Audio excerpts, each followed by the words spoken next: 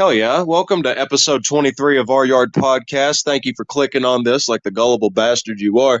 My name is Swaggy T, and I'm joined alongside my regular co-host, Ye Old Hogmaster, aka Jakey Lee. And today we got a special guest once again coming back from the 1994 episode. We got That's Kenny. Straight out the birth canal onto the streets. It's your boy, That's Kenny, here to give y'all the readings about these rap tunes and monsoons and vacuums, and that's just what we do in the Tupacalypse era. I was in the womb. Thank you. That's right. Poem. Special part about this episode is this was the year all three of us were born. So this year means a lot to us. Without any further It's ado, everything though, if you think about it. All right, it's time to play the game. Time to play the game.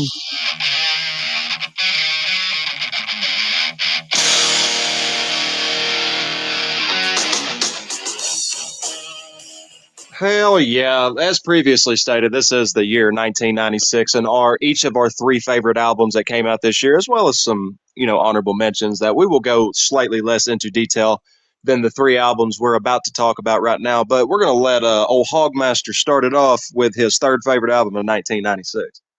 I'm so fucking ready for this. I'm just, you know what? Kenny might not know. Well, he probably knows. Everybody knows this band for the big hit, which is on the 1999 album, not this one, but this, like, this is like peak Harley and Trevor high school. Like, I couldn't leave it off, dude. I love this album so fucking much. Is it 2 Chainz? That's close. It's Chief Keef. Oh my god. No, I'm going. It is One Fierce Beer Coaster from the Bloodhound Gang from 1996. Jesus, yeah. Brother, this shit is like, Kenny, I don't know do you know much about the Bloodhound Gang? Like, yeah, man. What you mean? I know all about the Bloodhound Gang. Okay. I mean, no, not really. But what's up? I look forward to our talks about stuff. I learn more every time I do this with you. Okay. So, in essence, Bloodhound Gang is they are a comedic band. Like, their lyrics are, very brash, and like they are. A lot of them are sexually driven. Like, just making fun of like themselves and self-deprecating. I don't know. But it's so funny. But then, like, what gets you is like the music is fucking awesome. Like the whole band is very talented, but they're singing about the most. Like, Jimmy Pop writes the most god awfulest lyrics, and you're like, this shit's insane.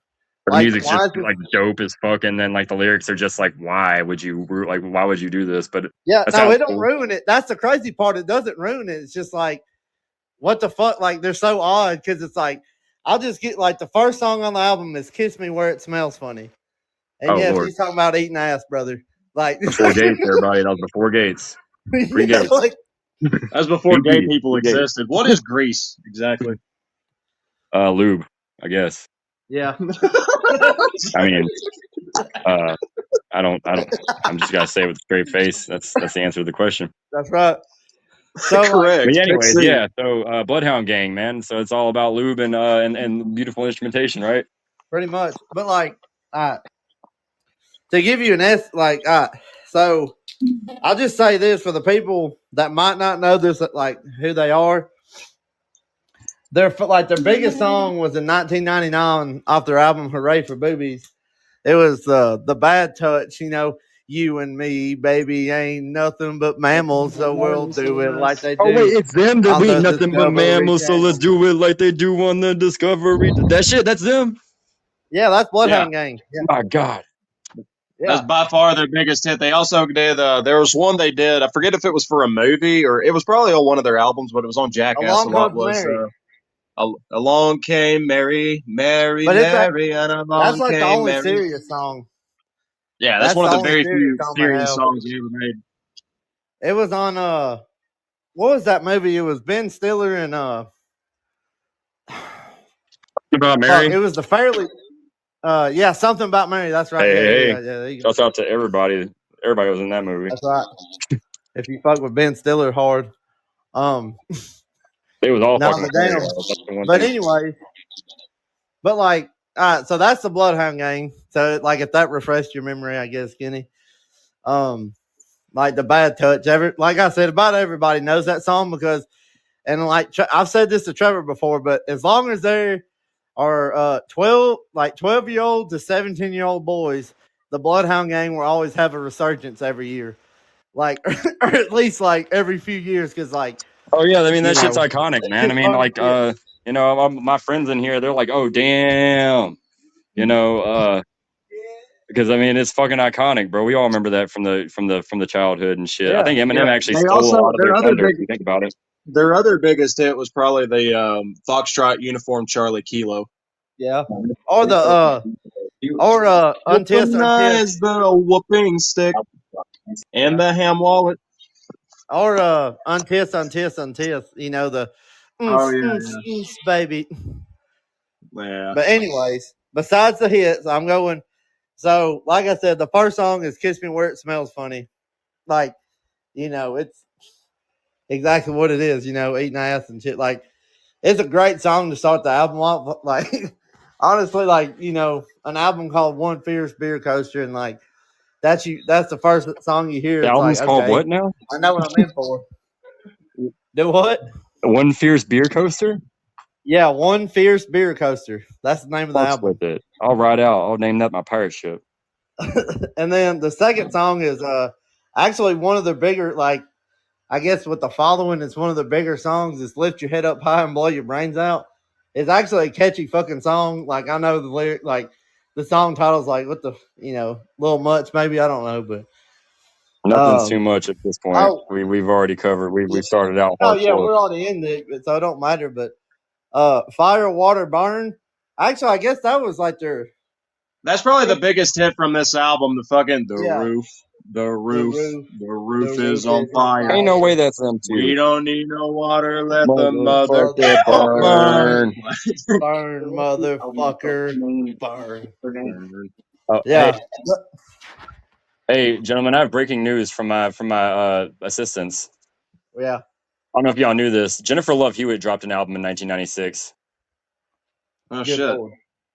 It's I don't self-titled, and apparently it's one of the worst albums I've ever heard. I just wanted to. We can cut that if we need to. No, I don't want to. No. I don't want to cover that. I know what you're talking about, and it sucks, asshole. So it is that bad. Yeah, it's All right, not. moving on to that. But I don't know. Like, you know, I like this album. I don't know how to like put it on a scale of like impactfulness. Like, it obviously it helped their career with just Fire, Water, Burn, like their songs on there, but like, you know, because it's a comedic album. I don't know. I feel like if I listen to this whole album, I'd know most of it, so it's got to have a big impact. Oh yeah.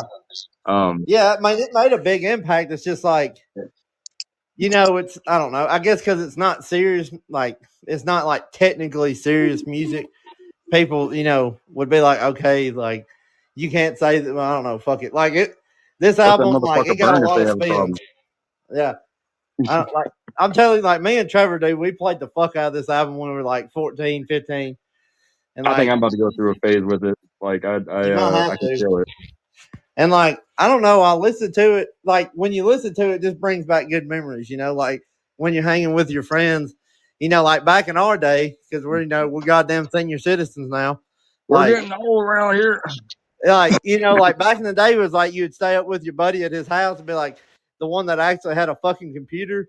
And y'all were just like staying up all night, like looking up Bloodhound Gang songs. Listening to the Homies by STP and like shit like that, and watching the car video with the pop up. Yeah, I feel that. Hell never. Shout out one of my homies that tragically passed, who I'm actually referring to heavily, is old Jacob McMullen. He like he was like, me and him did that shit for real. Like, rest in peace. Sorry to hear brother. that. Like we listen to fucking Bloodhound Gang all the time. Like, you know, ICP. Like, it's funny that that was his favorite band. Was, you know, kind of funny you said that. Anyways, yeah, but like I don't know. It's real good nostalgia, and like it holds a special place in my heart, even though it might not be serious. Like fuck it, I don't care. Like for me, it's one of my favorite albums, and honestly, it did. Like you're right, Kenny. Like it actually was impactful because everybody knows a fucking song off of here, or at least two, you know. So it's like, I don't know, you It's know. less about the lyrical content of an album sometimes, and more about the effect that it had on you and in your life. I mean, Yeah. there's albums that I like. I mean, this is gonna be I might get canceled for this one. Warning: don't take it out, Trevor. We don't do no skips. One take. All right. That's right. The Kid Rock's first album. I don't fuck with Kid Rock. I don't support him, but bro, it was a big part of my young childhood. I remember that and Eminem almost simultaneously. You No, know, I can't. so bad I music, agree but with good you. memories associated with it. No, I agree with you, man. Like me and Trevor were actually talking about that the other day. Is like, you know, if there's one Kid Rock album to listen to, it is that first one. Like, only God knows, or no, the Devil Without a Cause is the name of the album. Yeah, the '99 one, the one that dropped. I mean, it's diamond. I think. I mean, you can't fucking. I mean, I'm not gonna cover it, but it's a diamond album, you know. Yeah. So, Anyways, but yeah, but no, I anyway, definitely. So what would you say you give it?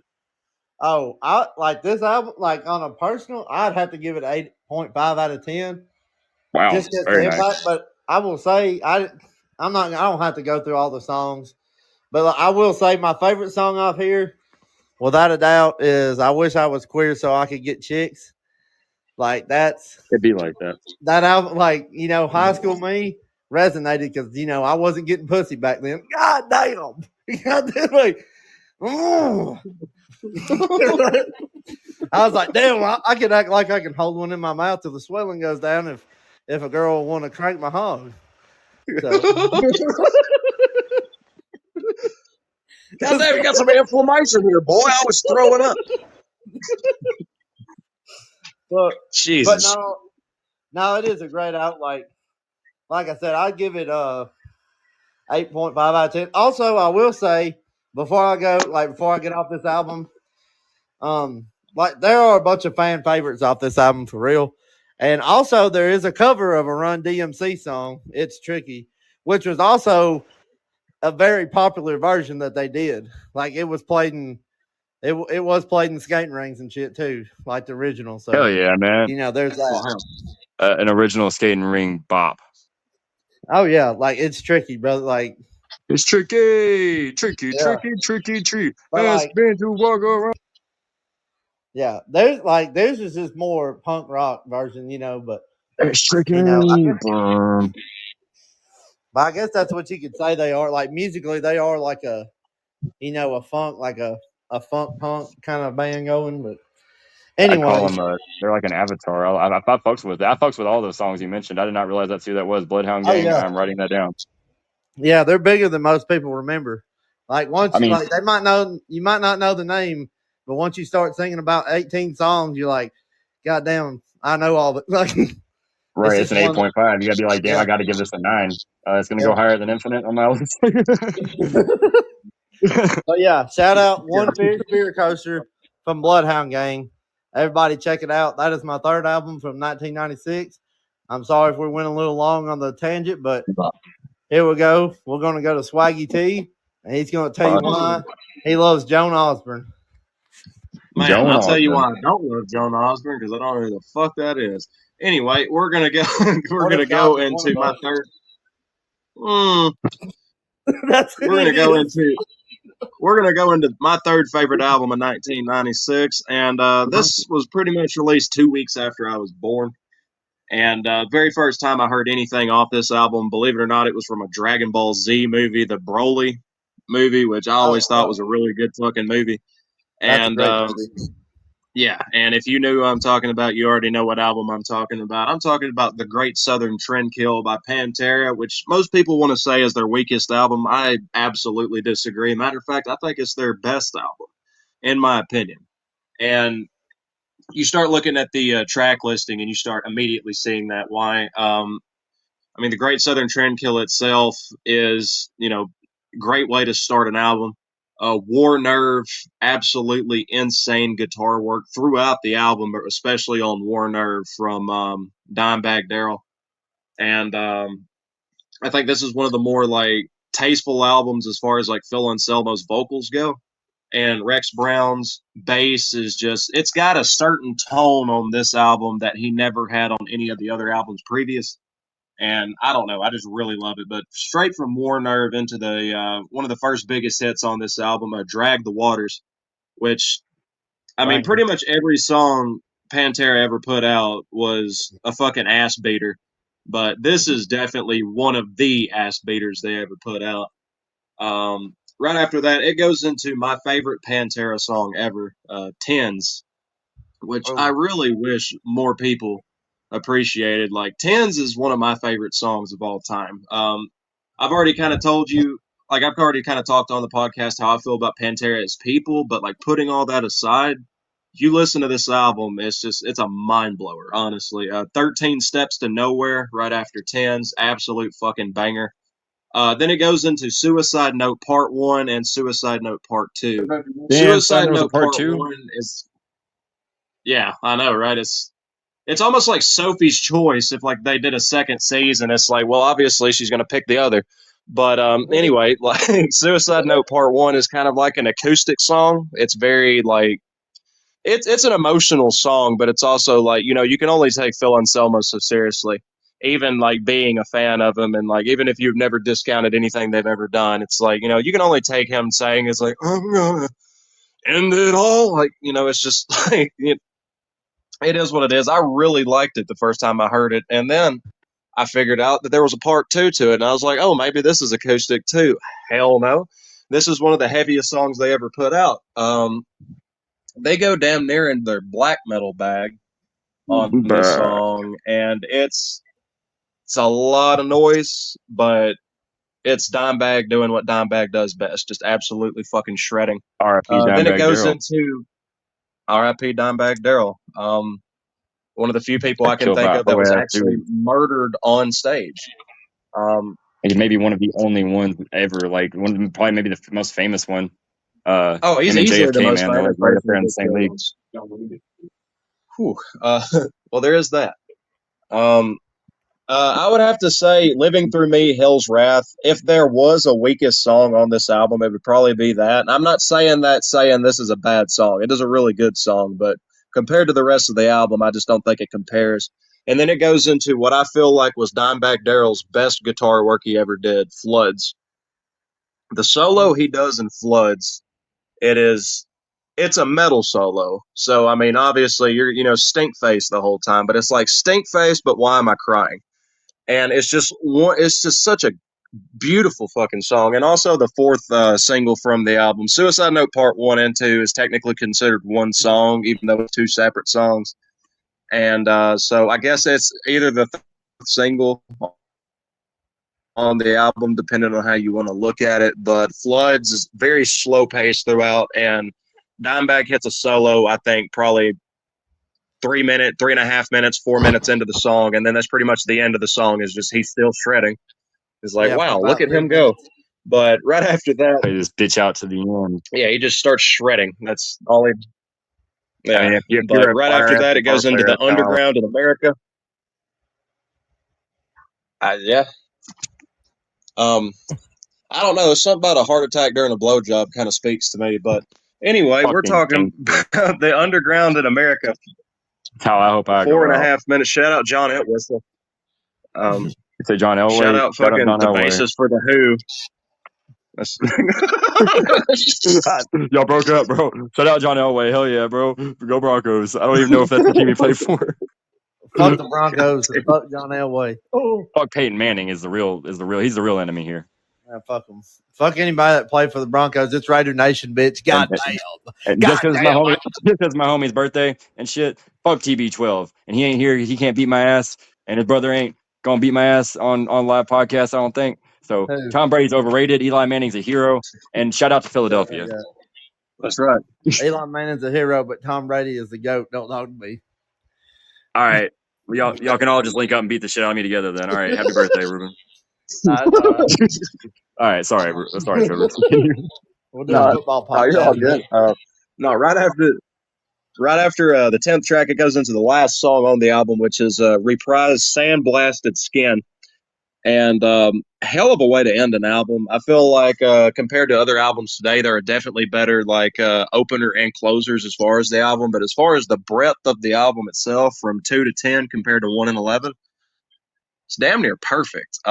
With that in mind, I would probably have to give this a solid 9 out of 10. I feel like this is the best album Pantera ever put out. And like I said, Floods is probably the song I would recommend the most, especially as far as guitar work. If you've never listened to Dimebag Darrell, I would point you to Floods if you are actually like patient enough to sit down and listen to a 7 minute long song. But once that solo hits, it's just like it feels like 30 seconds has went by, and that's the beauty of music. Sometimes you lose yourself in it. But with that being said, we're going to go into Kenny's third favorite album. All right.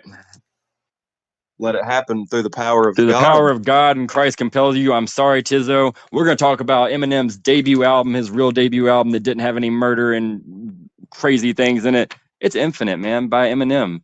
I mean, we should really say this is by Marshall, like the real Marshall. Like this is like, if y'all seen 8 Mile, I know all y'all, y'all white rappers out there aspiring, y'all love y'all some 8 Mile, man. This is like the real B Rabbit rapping, dude.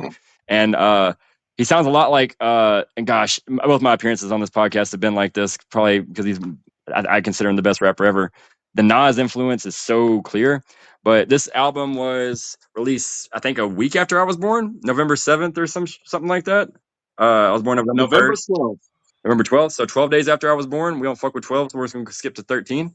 And it was a flop. Like he invested all of his money into it, and it's a good album. It's a solid album for its time, for 1996 underground rap. It's a bunch of Mike Nessala slamming like a wrestler, here to make a mess of a lyric smuggling embezzler. I get cynical, act a fool, then I send a fool back to school when I'm practical, tactical, got the battiful, capital type rap, but in a good way, because not everybody was doing that back then, And Right. I like it. It's one of my favorite. It's got a vibe to it that reminds me almost of Illmatic, because you can tell how directly inspired by Illmatic it is.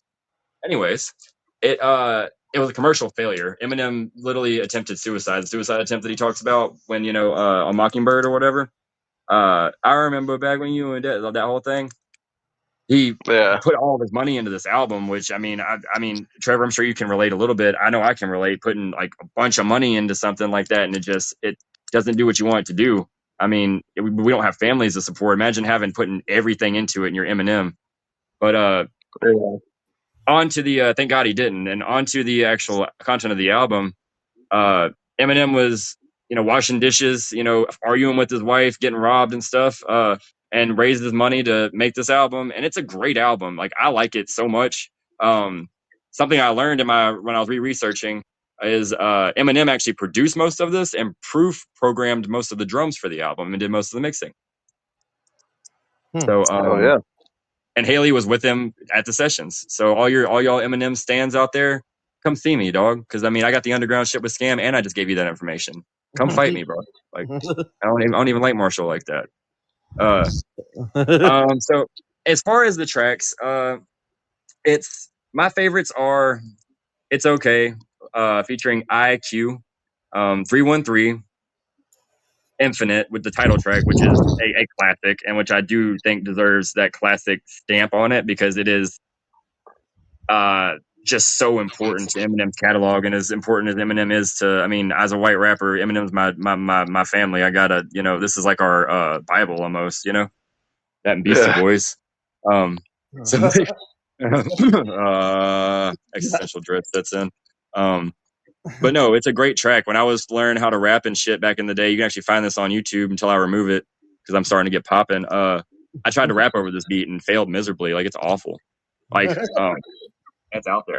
But like 313, because it's like, what you know about a sweet MC from a 313? You gotta become me if you ever want to be one. See, if you ever want to hear 8 Mile, real 8 Mile in music form, this is it, dog. Got Eminem waiting at the bus stop with his daughter in the cold. We got early features from Denine Porter. So if you know your Eminem, you know who Denine Porter is.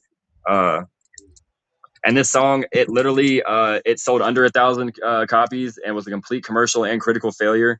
They all said that he sounded way too much like Nas trying to make radio records. And you'll understand why, because something had happened in hip hop that year that was pretty monumental. So I can see how people would think that Eminem was just like a fucking white dude trying to fucking fight Nas. I'd probably think the same. Fuck him. But it's a great album, man. I give it a for what it is and for its time. I give it a 7.5. You know, and that's all jokes aside. It is Eminem's first official body of work, and I'm really glad that he one didn't. I'm really glad that fate led him to make better music, or not better music, but more music. About killing people and worshiping the devil, and putting 9-inch nails through his eyelids, so that we could all love him. And now look what we have. In all seriousness, that was a legend in that's a legend's genesis. And Infinite is a can't miss. If you have not heard Infinite by Eminem, pause this podcast right now. Pull up your YouTube. Don't get that Spotify janky ass version. We don't fuck with that. Go to YouTube, type in Eminem Infinite, and listen to that joint. And tell me that man ain't rapping and snapping and blapping his ass off. He made the swimming pool. That's right. Yeah, Honestly, 7.5. I need to go 7.5. back and listen to that because The whole album's good. It's very 90s. It sounds like there's about 100 rappers from the 90s you could just substitute in Eminem's place, and it sounds very similar. Yeah. Like almost how like drill rap is now, where you can like just sub. Oh yeah. I get what you're saying. I get why it was a critical failure, and nobody could have known. Eminem didn't even know Eminem was about to be Eminem. He tried. And shouts out to Haley, man. She was like in that joint, like, you better get your bars up, pops. I'm calling Dre. That's how it happened, kids. I mean, like, dude, I haven't listened to this album in years. I really need to go back and read. I have been revisiting stuff, like, since we've been talking about, like, doing this podcast. I don't know, like, I guess, like, having you on the 1994 episode really opened my mind. Like, same, dog. I mean, we and, like, actually talking about it and, like, asking questions and then being like, damn, I need to go back, like, some of these albums, like, go listen to them. Like, I listened to the Warren G album this week. Bumping, right? That shit's a vibe, ain't it? That shit is a fucking banger. G-Funk, bro. That's G-Funk. It presents G-Funk in the title. Yeah, like, I went out, I listened to it, and then I listened to Illmatic. And, I listened to, I don't know, I still haven't listened to Whole. I've been meaning to do that. The one that I need to hear that Whole. I want to bump that Jamiroquai. I was re-listening to the episode, and I was like, damn, that intro sounds just like the best shit ever. 9 minutes, one take of just rapping about street life over jazz, funk, neo, soul, futuristic, anti-future music. Yeah. No, it's fucking good, man. Bro, we sure this isn't Thundercat? It's probably a big inspiration to him. It's like the middle child between Parliament and Thundercat and James Brown. Between James Brown, Parliament, Thundercat, you got Jamiroquai. That's right. Got that. Now we got Playboy Cardi. Thank God. Old didgeridoo saved you. I love me some didgeridoo. I love that y'all brought that up, man. I've been around some didgeridoos. On God, dude. On God, I didn't see somebody play the didgeridoo before. Hell yeah. This isn't just mumbo jumbo. You wait till I get to my next album. We're going to be talking about the didgeridoo again. I'll get a motherfucker to come play the didgeridoo on your album, right, bro? Try me. They think I won't get somebody to pull up with a damn didgeridoo. But sorry, this off topic. No, it's all good shit. I think I'm not gonna lie to y'all. I am having a hard fucking time right now because y'all said, like, we said 3 albums at first, and then you said let's just do 5. And then I put 2 other albums, and now I'm having to make up my fucking mind. Which, like, on the spot, which ones? One. It's so fucking hard. I mean, I'm gonna have to put 2 of them as an honorable mention. But, like, my number 1 is Set in Stone, without a doubt. It's like the best album of '96, in my opinion. Britney Spears dropped in 1996. Do what? No, I'm fucking with you. Other damn Britney dropped. That's one that I'm fucking torn with. It's putting a George Strait album on there, Blue Clear Sky. It had 3 number 1 hits on it, and it's like, oh my god, dude, it's some of his best fucking singing. Like, it's so fucking hard. Like, I'm torn between that and I gotta fuck it. I'm just gonna do it. I'm gonna have to shout out because I've talked to, like, to me, like, okay, George, like, people that listen are probably like, George Strait is this motherfucker's cop out answer. But here's the George thing. Strait's No, your it's not. Nas. That's my fucking dude. Like, that is in the 90s. This motherfucker was putting out fucking heat every fucking Bangers. year, dude. Like, he was in his bag. Like, you couldn't fuck with him. Like, the dude, like, I mean, he's the king of country for a fucking reason. You know what I mean? Bangers. Like, it's goddamn George Strait, brother. I love him. Goddamn George Strait. But like, but since I put him on every other list, I'm gonna leave him off, and I'm gonna leave. He'll be my honorable mention. And well, like, we ain't getting to them just yet, but I will go to my second album, and I'm gonna have to go. And I listened to this album last night, talking on the phone with Trevor. It is Outkast, AT Aliens, my favorite fucking Outkast album, without a shadow of a doubt. It is my favorite Outkast album. Like, I don't know what to tell you. Motherfucking AT You know, Aliens, it's bro. damn. Bro, like, You May Die intro, and then it just goes into two dope boys in the Cadillac. Motherfucker. That shit's banging, brother. I'm just like, it puts me in such a vibe, like, listening to these songs. Like, let's listen to this album. It's just a whole vibe, They man. created a whole like Like, dude. subculture because AT Aliens is like, I mean, Outkast is Outkast, obviously, but like AT Aliens is like, I can't say Southern Cattle. I can't say that. I don't know if it's my list or what, but AT Aliens, bro, I can say that. Look, AT Aliens is when it all changed for them. Like, Oh without a yeah, no, doubt. they were. Like, yeah, the first album, Southern Playlistic, Cadillac Music. I'm not getting tongue tied today, motherfuckers. Professional. Like, that we'll just call it SPCM. Outkast one. You know, yeah, Outcast 1. That's better. But I mean, dude, like, this is when it broke. Like, this is when they started getting.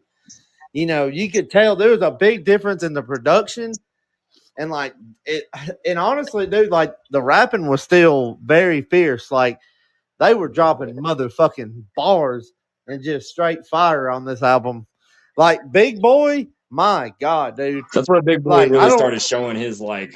He started showing that he was like rapping. Like I'm rapping harder than anybody type shit. You know. Oh yeah, like, listen to AT Aliens, the title track, number 3. It's like, bro, listen, when Big Boy comes in, it's like, it's. I think that's the thing about it, is like, when he comes in, it's like a fucking punch, dude. It's like, he's just like, I'm here, like, fuck you, Don Reddy, like, I'm taking over this shit, dude. Like, Big Boy is so, like, he's so, like, and I know we talked about this in '94. It's like, but he is, dude. Like, he is so fucking underrated. I think the Big Boy Like, deserves when he got to be in the caddy in the freaking Super Bowl. That was an awful, god awful Super Bowl. Like f them for fuck them. We can't. I don't know why I said f. Fuck them for that, dude. Travis Scott, whatever. But Big Boy in the Cadillac, it almost redeemed it. oh yeah, And I almost forgot 21 Savage was in jail, and Travis Scott punked us out, and SpongeBob didn't really perform, all because Big Boy got to ride across the field in a fucking caddy. And I mean that. That's no sarcasm. That shit's dope. Like, give Big Boy his flowers. Atlanta, give Big Boy his flowers. give For it real. down. Every day. Dude. I love. That's just some of the best shit, dude. Like, His solo, and we'll have to get into a deep dive on Big Boy one day. I'm sure you've heard his solo catalog. His solo catalog is tough. dude, I'm telling you, Big Boy. Like, and everybody knows Andre 3000. And like, there's a reason. Andre is a fucking monster in his own right. I But don't want like, to continue. I don't want to make it a trend to be on the Andre 3000 hate train, because I do believe that he God is damn one it. of the GOAT rappers, but fuck that Flute album, and Big Boy God has a damn better it. We discography. ain't talking about the Flute album. Fuck. Kenny, you gotta let it go, brother. Edit. But I mean, no, I can't let it go. I can't let it go because he knows Andre 3000 knows he's a great rapper, bro. When he sits down and does a verse for Kanye West, hey Miss Donda, that man knows that he could rap a whole album like that. I don't take his lies, and I'm tired of his lies. And slap the flute out that main hand. No, I wouldn't. Andre 3000 is a legend. That was too far. But Big Boy has a better discography. Sorry, continue. All right, so we're gonna go into the next, like, so you got Wheels of Steel, which is a bank, like, that's a damn one of my bangers. You know, I feel like that's a slept on song. Like, I love it. Jazzy Bell, Of course, the big hit, like the one that kind of this was like the biggest hit off there was Elevators, Me and You in parentheses. Like you can't. If you Like, don't dude, know that Elevators. song, you don't know Outkast. I don't Yeah, really know and like, what else to say about that. and the thing about it is that album. I mean, that song is like re-listening to the album last night because it's been a few months. I was just like, oh my god, like it just put me in a trance again. I'm like, dude, this song is so fucking good. Is Like, that the one Rosa Parks is on, or what's is that? It's Two Dope Boys and is that Two Dope no, Boys that's and Cadillac's Rosa iconic. Parks is off Stank on You. Word. What's the big hit off of? Is it Two Dope Boys in a Cadillac? That's what I was. That's my main standout. That is a Okay, riding song. so Like, AT Aliens, you're gonna have two dope boys in a Cadillac, the title song AT Aliens, and then Elevators, Me and You. Those are like the big. Elevators. That's right. Yeah, that's what I was talking about. It's like it puts you in a trance. Like Shout out to that's fucking Flylow Radio on GTA 5, man. yeah, dude, that's such a Absolutely. good fucking song. Now I think You. if I remember correctly, I think this is one of Trevor's. I think this is one of his like favorite outtrack songs. I could be wrong. I could be misremembering, but I'm pretty sure he's talked about Over the Woods a lot. Oh God, dude. Over the Woods is one of my favorite songs from them by far. Dude, it's like it's so good. Is it that gang shit? Oh yeah. Dude, like I don't know. It's so man, all of it's just a badass album, man. Like it is my favorite Outkast album, like I've said. I mean, Babylon, banger, fucking Waylon, Mainstream, Decatur Palm or Psalm, sorry. That's like Psalm, like the Bible shit. Decatur Psalm, It's Millennium. your essential Outcast listening. Yeah. I need to go back and do an Outcast deep dive. So like Again. there's a lot of speaking, like I don't know exactly. I've never like deep dove into like the meaning of the whole like because there's a lot of talk of like Decatur, Alabama on this album. And I mean, I know it's not that far Decatur's away. Georgia. Yeah, like I don't want to speak out of turn. I ain't from the Abe. I think that's where Gucci's from too. Decatur's like, I mean, I've heard a I bunch think of Atlanta Decatur's folks a talk part about of it. Atlanta, if I'm not mistaken. It could be. I know I've heard B.O.B. talk is about it. it? I've heard Gucci mention it. But Gucci is actually not from proper Atlanta. So, I mean, I didn't know if Decatur was. I thought they were talking about Alabama. I'm I sorry. don't think so. I think that Decatur might be a No, part it's of downtown Atlanta. To all of God our A damn. listeners. Decatur's 5 minutes away from like Atlanta proper. Oh, so it's like Collierville. All right, bet I heard. Yeah, Okay. pretty much. Exactly. That's a really good way to put it, actually. You mean that's like Tremont? Yeah, exactly. Oh, Yeah. It's like Pontotoc to Tupelo. You feel me? God damn. yeah. Verona to God, Tupelo. What are you Atlanta, talking don't about? come for me, bro. I got to come there and do business. I'm just joking. Y'all stole our sound. Memphis is never mind. But But Atlanta, I'm sorry. Let me dig myself deeper. long live Lord Infamous. Fuck y'all. Not like, on one day, bitch. that's, All right, I'm so sorry. nah, I got out of character. then you got Millennium. You got Millennium after Decatur Psalm. Then you have a real slept on. Like I like this track. Also, I noticed like this album only has an intro. It don't even have interludes, which is kind of like a little different. But like it's just a straight rap out, dude. It's like straight heat all the way through. Like there's no bullshit about this. Like they just went to They business rap like the rent was when due. they did this album. And like, but the song I was talking about referring to is E.T. Extraterrestrial. What a fucking song! Like, dude, it's so good, man. Didn't you refer to this song There on ain't the a bad on song the in last the episode? catalog until you get to fucking Stank Huh? on You. Or, What? I may be mistaken. Didn't you refer to this song on the 1994 episode, or am I tripping? I'm probably tripping. I didn't talk about it in depth or nothing. If I did, I might have because I know I talked about AT Aliens being my favorite album, but like I might have said something about ET, but Word. I don't know. Like the whole album, like it's a 10 out of 10. Fuck it, I don't care. It's dude. a 10? Huh? It's a 10 for real? God damn! I'm pulling my Okay. fucking balls on this shit. Okay, no, Motherfucking stand hell. on it. I'm standing down on it, brother. Stand on business. Hey, I swear to God, dude, I'm telling you, like, I love Outkast. Like, this is, like, they are my favorite rap group. Like, they're my favorite rappers to listen to on a daily basis that I can do. They're- Like, I the love two of them them. together is just, it's different than anything. There'll never be anything like it. There's never been No, anything even close to replicating it. no, And never I'll be, be dude. joking a lot, but they are both legends, and they're both top. Andre 3000 is a top 5 rapper of all time with an asterisk, and Big Boy, he deserves to be in that top 10, but that top Oh, 10's yeah. crowded. So No, he's that's in there. I don't give a fuck what anybody says. they changed the Outkast, the way that he came up in the middle of that Source Awards where everybody was beefing about West Coast this, East Coast that, Death Row this, and then Andre 3000 is just like the South got something to say. Iconic, bro. like Right. fucking shouts out to Andre 3000. Don't take the flute stuff too personally. Yeah, it's just not good. I'm never gonna get that We feature. love them. we love Andre, but it's not a good album. It's not even. I haven't even heard it because I don't care. But I mean, I'm sure it's fine. Lupe liked it, but I'm not going to listen to it because it's not what I wanted. Yeah, but shouts out to him. It's not my fucking. I'm not fucking him, and fuck me. What do I got to say about things? I'm just a dude on a podcast. That's right. We're And just three dudes talking shit. yeah, Like, right. There's 3 white boys in a from Alabama. podcast. 3 white boys in a podcast. Dun, and never last. Talk But a lot of Bill Straight and Outkast. I sent the invite. Half of Atlanta wants to fight. Like, I don't just wanna get no- this is a 10. Like, I'm All right. standing down on it. It's a 10 for me. I don't care. It's like I said, it's my favorite rap group. I mean, probably my favorite rap.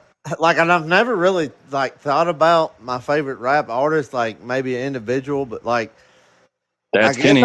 I guess I probably would have to say just Outkast, like either one of them, just because like I love them so, like they're so different and unique, and they work well together, and like I don't know, like I listen to Outkast a lot, like it's Fantastic. just one of my, it's just it's always been my thing to, I don't know, been like they were. I mean, I would accept that answer from anybody that if whether they graduated from Lupe's hip hop Harvard class or whether that's always a viable answer in my opinion, because Nas, all the stuff that the rappers that people point to as pioneers, like Outkast was right there doing the same thing and still neck and neck with them, and debatably more creative than they'll ever be. Like, so yeah, that's I respect that. I can respect that decision. I don't know. It's just they they just, I don't know, man. They just they got nothing on that new I was info. gonna say something. I lost my train of thought. I was gonna say something about them. I can't. Oh, I know what I was gonna say. Fuck, we ain't editing this shit either because fuck them. People like to hear me fucking stumble over my words, I guess. I will say the thing about Outkast too that's kind of unique is like, all their hits, like even their hits, you go back and listen to the albums, and you're just like, damn, this shit bangs. Like even if you've heard it 10 million times, it's like this shit still slaps. Yeah. Like you're gonna tell me you're gonna put on, like I know what's your favorite, Love Below. Like you tell me you're gonna put on there and skip over Hey Y'all or Roses. Fuck no. Yeah. Like, no, you ain't skipping over that shit, dude. Like, especially it's just, in the context of the album and how sad everything is. Like, dude, it makes it like. No wonder he started playing the flute. I get it. But yeah, like I don't know. That's just. I mean, I guess that's all that's my dick riding on Outkast for today, I guess. But yeah, 10 out of 10. AT Aliens. Good. Like I said, my personal favorite. Like everybody listening, like check it out.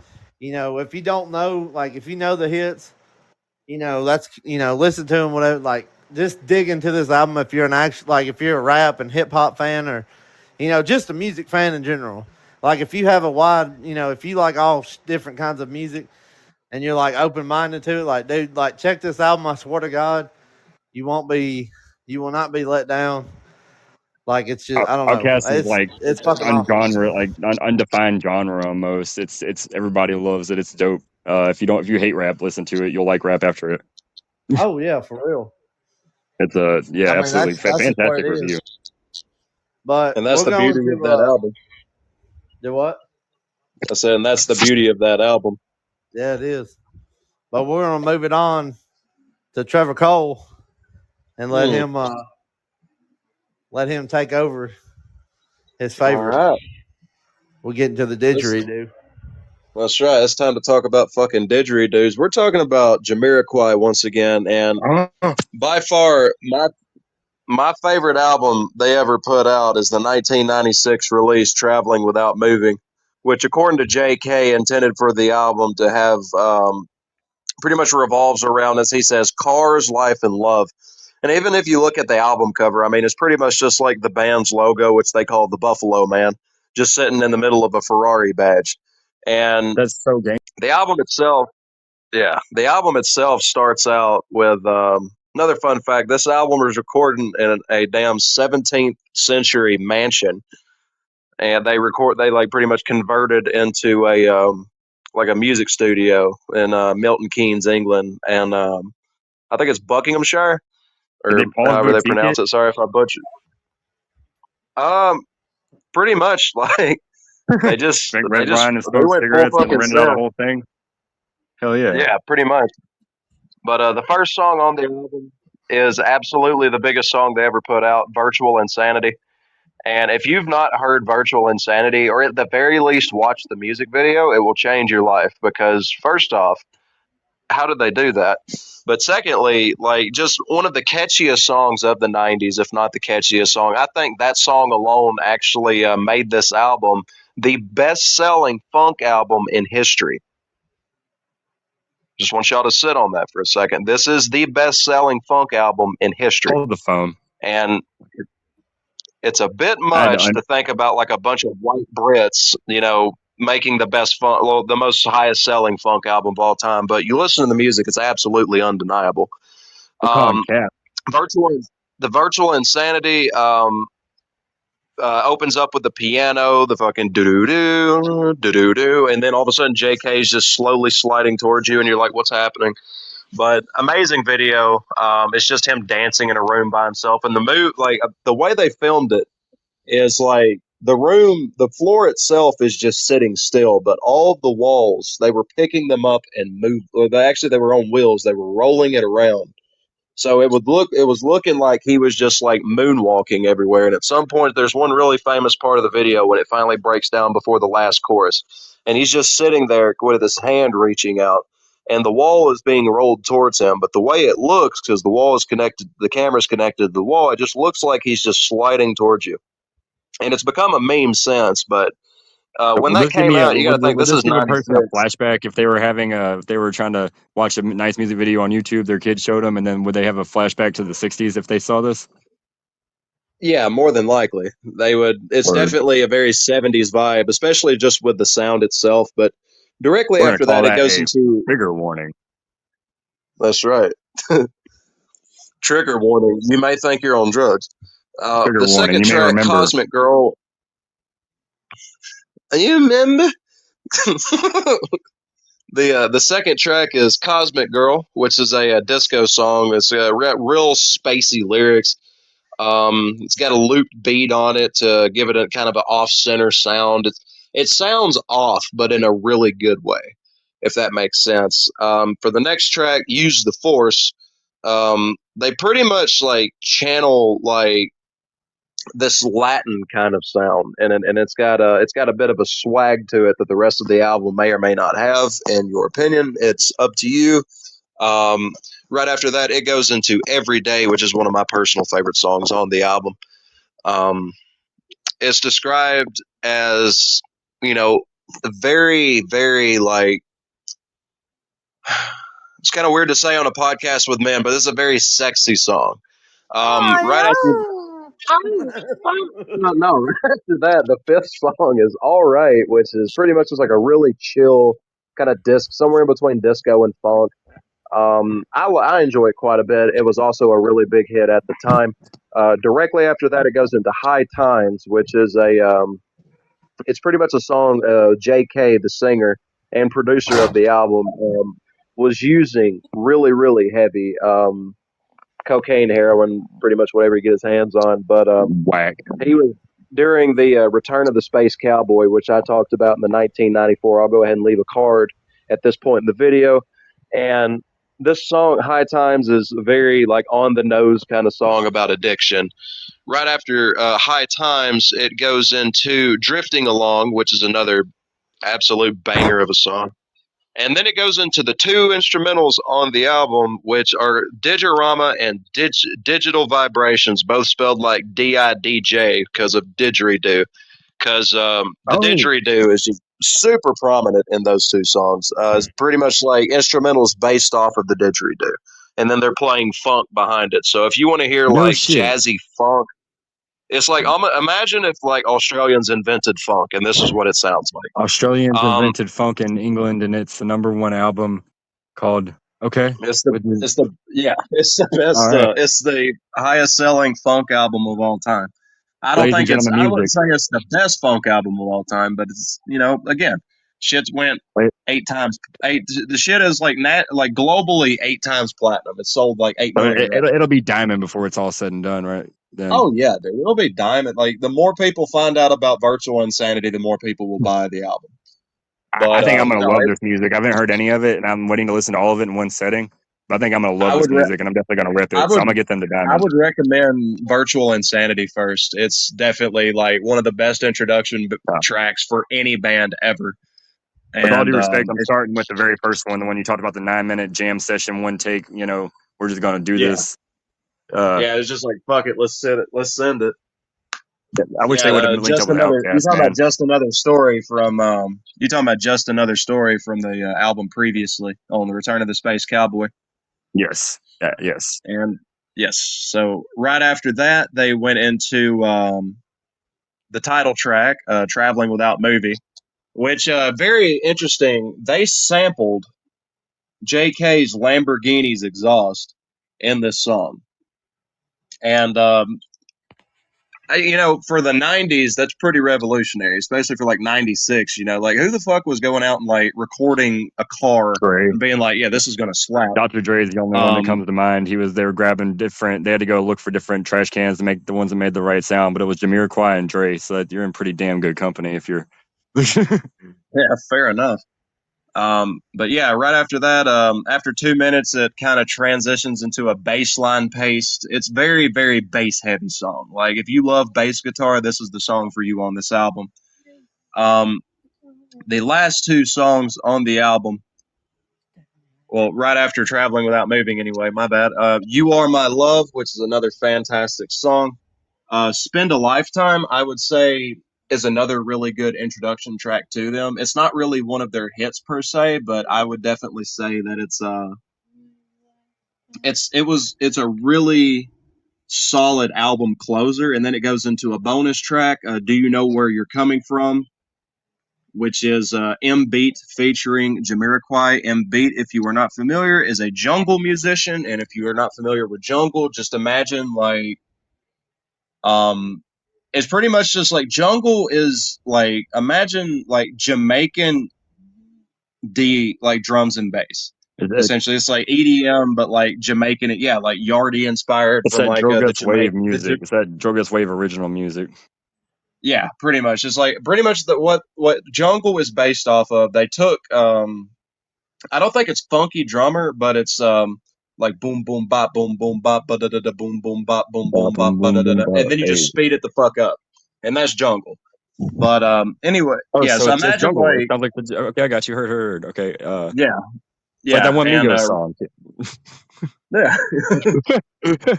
Stir fry in the kitchen, whip it tripping like a stir fry. No, I'm sorry. You're all good, man. Speak your piece. No, right after that, it goes in.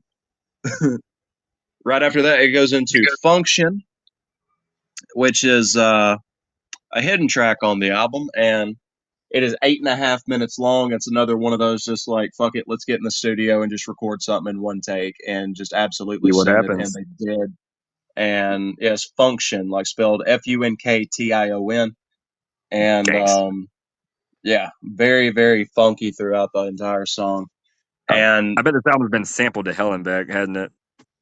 more than likely so. I would say like Virtual Insanity by itself is probably one of the more like people probably don't realize how much it's been sampled, and at the very least how much impact it had on like the modern resurgence of like acid jazz from like the late 70s, early 80s. Like, Just funk as a whole, like without this album, like funk would have like it would have come back eventually. Everything comes back. Hell, swing made a fucking appearance in the '90s. So I mean, Kendrick like was there coming. is always going to be a lane for somebody for everything. Yeah. But this album has such an impact on like the way funk sounds these days. Like you would have no bad, bad, not goods. You would not have any anything like that. I mean, you could Would, even say like even does though To it's a Pimp a bit. Butterfly exist without this album? Does To Pimp a Butterfly exist without this album? Does it sound the same? Well, George Clinton existed before this album, so I would probably say like it really depends on who you're talking to, but like this is by far one of the most like Is it I something? mean Is it just to something I'm break going to it listen to down. and I'm going to be like, aha? Like I'm like, it's going to be something I listen to and I'm like, oh, why have I been like? This makes so much sense. It connects dots sonically with so much stuff. Is one of the like one of somebody that's like a very big piece of things that in the Yeah, music nerd life, you skip over important things like No Limit. Sometimes is it like No Limit? yeah. Heard. I'm I gonna have would to check say it out. the three biggest things that came from this album, just pretty much like a really good way to think of this. Like if you don't know really what it sounds like, imagine if Stevie Wonder was British. And And that's on exactly what drugs this album and sounds. It sounds like Stevie Wonder, but like on a lot of drugs. And in the jungle. absolutely fantastic. But the three biggest things that came from this album, to give you an idea of what kind of impact on it, is the best-selling funk album in history, like to this day. Um, I would say it had one of the most famous music videos ever in Virtual Insanity alone. And this, like, you remember, like, when we were kids and, like, everybody had a poster of a Lamborghini Diablo on their wall? Yeah. Won't you post in my It's because of this Lamborghini? album. Because Yeah. I think it's the Cosmic Girl album. They have like this lavender purple Lamborghini, and it was Jay's Lamborghini at the time. I don't know if he still has it or not. But Cosmic Girl, I mean, between the Lamborghini Diablo, it's like driving through the mountains and across a desert. There's a couple Ferraris. This was a really big. That was a really like. This is one of the biggest reason everybody's like, "Wow, Italian cars are really cool." At least right there at the '90s, at the end of the '90s. Because kind of a side note, this isn't about music, but Italian car companies really shit the bed in the '80s, and Well, thankfully, Ferraris and Lamborghinis are really wastes of money, and like they're really just oh, they money pits. absolutely are. They don't run for shit, and they're way too hard to maintain. Get yourself a Camry. Absolutely, yeah. You get just as much fucking power out of a Camry if you tune it. That will Uh, take you all the way wherever you need to go. It'll go fast, and it's a Toyota, man. You can't, I know it's not a little sexy and whatnot, but they got the S2000, they got the Supra. I mean, Ferrari gonna break on it after 5,000 miles, bro. Then you gotta spend 50 grand to get it fixed again. You Shit. got If 50 you're grand all poor. the time. Get you a Camry. Yeah, get it. Right. Dude, Camrys are fucking legit. Like Um, my ex myself a fiance, GT. my ex fiance had Toyotas, like a Camry and a damn. We got in the RAV4, dude. Like I swear to God, RAV4. like Toyotas are the way to go, brother. My Celica GT ran off a True Grit towards the end. It didn't make any sense for why it ran. It ran off of it ran off the vibe. We had to get features done. We had to get music done. That's why it ran. it ran off Uh, necessity alone. I would talk to it and it would talk back to me, and then I would put. I'm not gonna go into it. It's a GT, bro. It's a Celica GT. There's a reason why it's got the G in it, dog. Gangster, real gangster. And it's gonna live again. All I gotta do is change some simple shit and fix something and fix the hood because it fucked up, and Toyota shall ride again. Rory Fun wouldn't do fact: that. before we get into your second album, since we brought up like oil changes and Ferraris and stuff, the Yeah. average oil change for a Ferrari is between $500 and $800. See, Yep. you can't pull in Jiffy Lube and get that, fam. Motherfucker, you can fix a blown head gasket in a Camry for that much. Like, You can hit a bro. I kicked my headlight one time really hard and it worked again for a month. You can't do that with no Rory. no, Like, If I got mad You enough, look at my a car would Ferrari probably the go wrong crank way, right it's now. gonna break, and the ghost of Enzo Ferrari is just gonna be like, stupid American. Like, They're gonna send you I a can't cease do and it. Sorry, desist. man. Like an owl's gonna drop you a cease and desist, like Harry Potter. Hedwig's gonna pull up and be like, "You can't abuse this Rory." Yeah, I don't want this expensive ass card checking me and trying to tell me how to live my life. Get you a Camry. Shouts out Toyota. that's right. All right, hell yeah. I want some money, Toyota. By the way, what you think I rap for? That's To right. put your fucking rap for? Come on now. I want to ride for. Anyway, We all you do. want to That's get gonna on? be the new rapper card when we're said and done, man. That's Kanye right. is gonna be very mad at us, bro. I'm not gonna talk shit about Kanye. He's not 3 stacks. I'm sorry, Kanye. I'm sorry. Shut up, Doug. All right. So, are y'all ready for Are y'all ready for the next album? It'll be a beautiful Let's go. transition. That's right. We Hell yeah, talked go about to it. cars. You told Doug to shut up. Now it's time to talk about your second favorite album. All right, I need everybody to take a real ass moment of silence because the next album is done by the late great Tupac Shakur. Long live Tupac. Long live Afeni Shakur. And we don't fuck with Diddy. I'm just gonna leave it at that. So I'm gonna take a actual fucking moment and hit some weed. Oh yeah. I heard kids out there.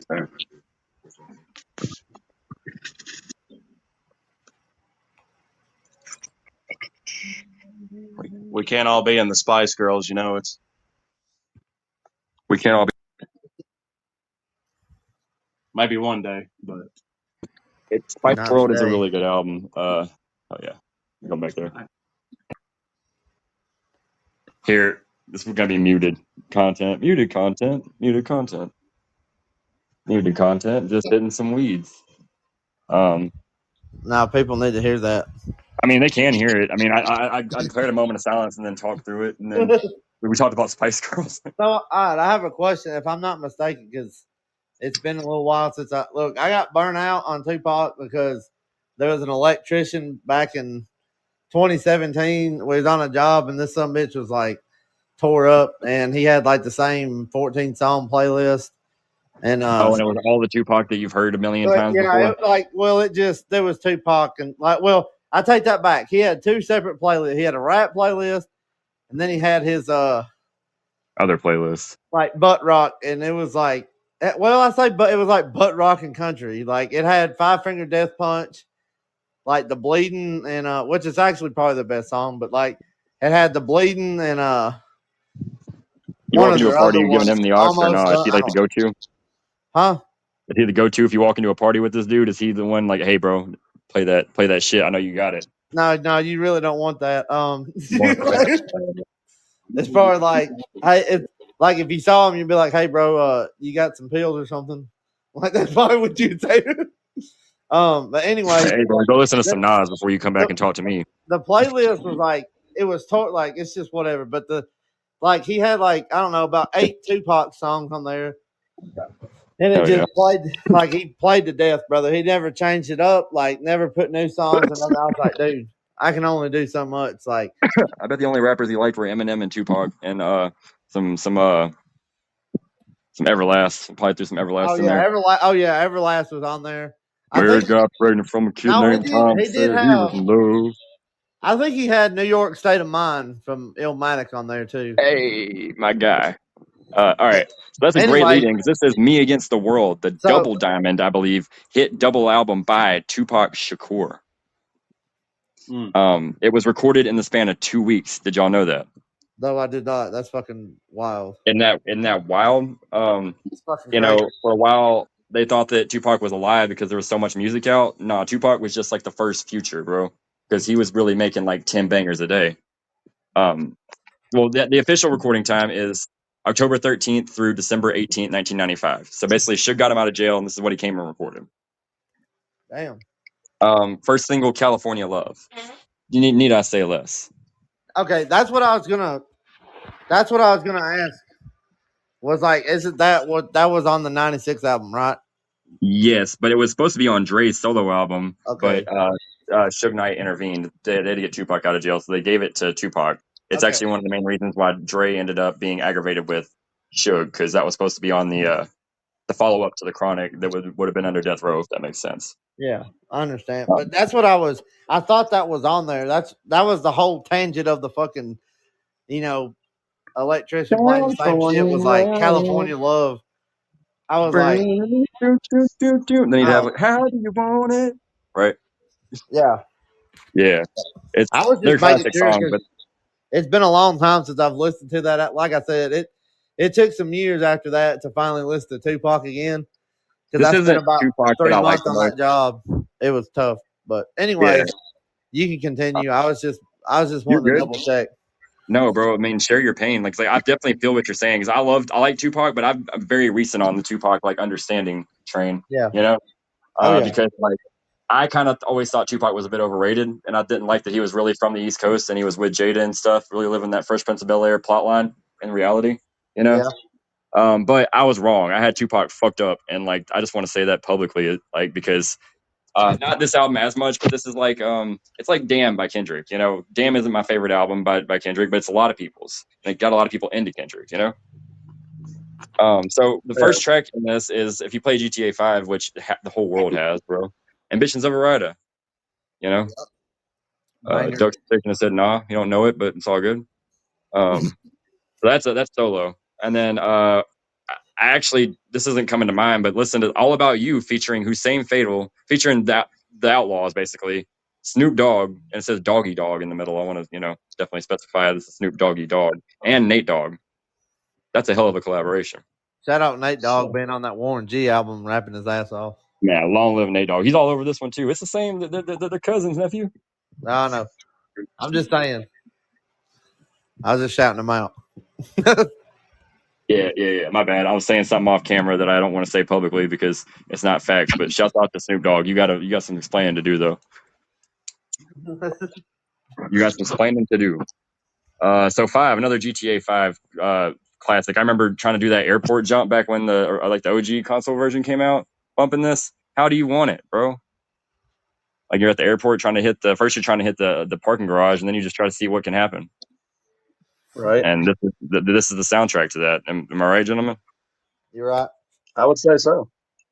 Hell yeah. Okay, so this is two of America's Most Wanted, featuring Snoop Doggy Dogg. Fresh off the murder charge, Snoop Doggy Dogg, by the way. I want to add that. This man did beat a murder charge.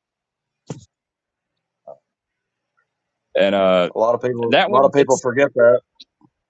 I mean, yeah, Snoop, before he was with Martha and them and like on Phase, like Snoop Dogg murdered a motherfucker, bro. Bang. They deserved it. Free Snoop Dogg. They did. That's how it goes. Yeah. Allegedly. Allegedly, big allegedly. But no, this is a trial. This isn't even an allegedly. Like this is a trial. He beat the No, case. It I was a know. case that they gave me. But yeah, we won't get into any of the conspiracies that I'm hinting at and leaning towards. Like I'm gonna be a bitch about it and just tiptoe around it. And we're gonna talk about Tupac. This is about Tupac. California Love remix. Here's more drama. Wait, no, wait. Before that, Life Goes On, which is probably one of my top 5 favorite Tupac songs of all time. Um, it was really what made me, as a fan of really lyrical hip hop and coming up and getting my Tupac education as a kid. It showed me that Tupac did have that lyrical side to him that I knew I knew what people were saying. You know, it's not like when I listened to say I don't know, a dude with the first name is Sean, who's on a lot of lists, who also dropped an album this year that I'm not going to talk about. Get at me. But he's very lyrical. Tupac is very lyrical, and these hits. The fact that you think about it, he recorded it in 2 weeks. He probably wrote most of it in jail, and it came out, and it's double diamond, maybe triple diamond. Is just whoa, you know. Yeah. Um, so, fun fact about the California Love remix video with Dr. Dre and the one where they're in Compton, not where they're in the Mad Max shit. Um, Yeah. it was filmed in Compton, and a baby, well, a 4 or 5 year old Kendrick Lamar or something like that, is in the video if you look really carefully, because the whole hood came out and shit, and he's on his dad's shoulders, and you can see baby Kendrick, and he says one of his first memories. Damn, that's fucking wild. And then when Kendrick went and did the Not Like Us video recently, he did the same type of thing. It's a really cool, just Paying really homage. cool for the city and for the culture of hip hop, in my opinion. For what I can speak on that, being disrespectful as fuck to Andre 3000 and shit. Just what an impactful moment, you know. And Snoop Dogg was not invited. Just by the way, if you were wondering, Snoop Dogg and Game, they weren't invited to any of this. All right, smoke. So, anyways, that's the first half of the album. There's a whole other half of this joint. And you got Picture Me Rolling with Danny Boy, Big Psych, CPO. That's like good riding music, man. It's the reason why it's called Picture Me Rolling, because I mean, it's like, I mean, you're driving down the street, you got the top down, maybe you just blew the top off. Car ain't got no roof. That's what you're bumping, bro. And you got Wonder Why They Call You Bitch, which is a you know what, honestly, I'm gonna go take the high road. That's a derogatory term towards women, but it makes sense. I think that any real woman could like resonate with this, but it's not my spot to speak on women's issues, so I'm just gonna skip over it and keep on going.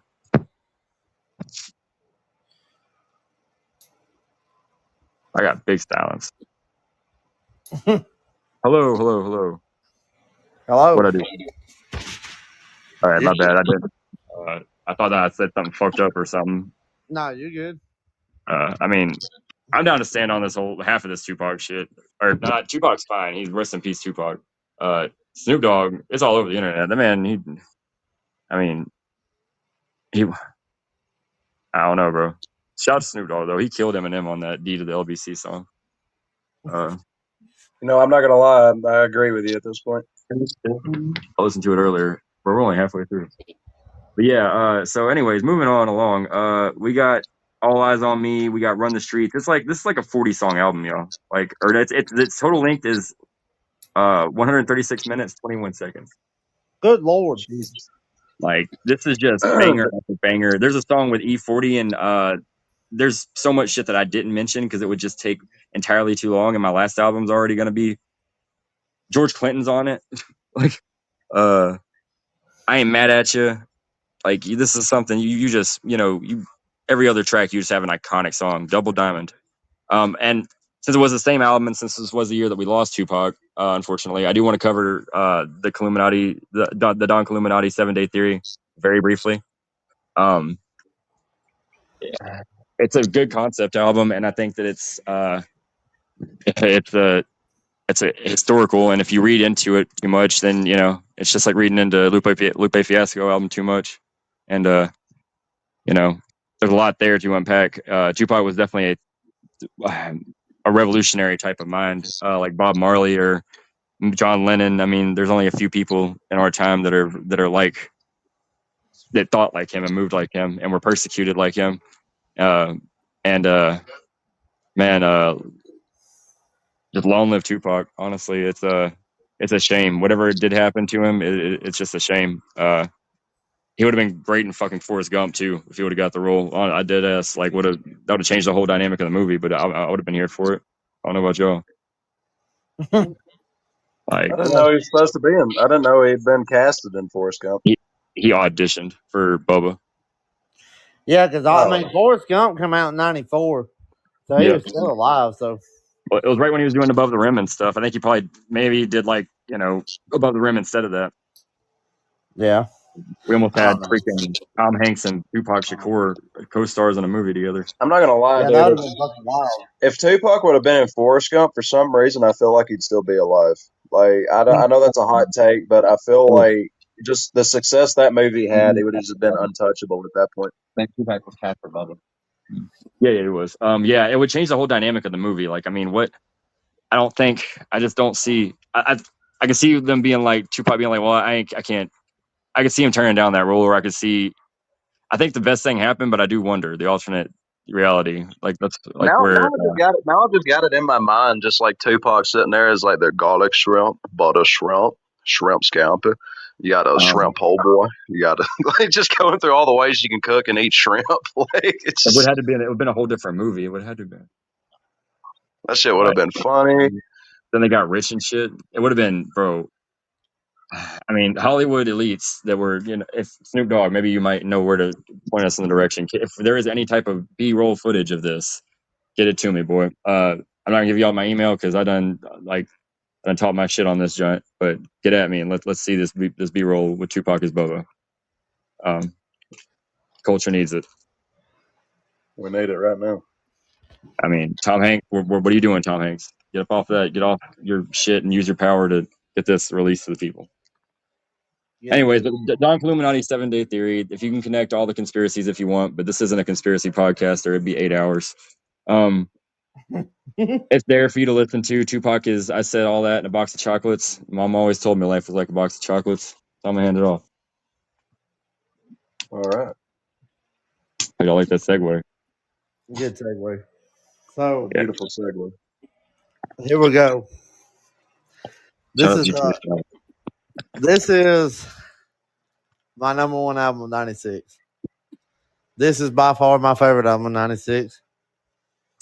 This is, I haven't ranked like the other part of my favorite artist,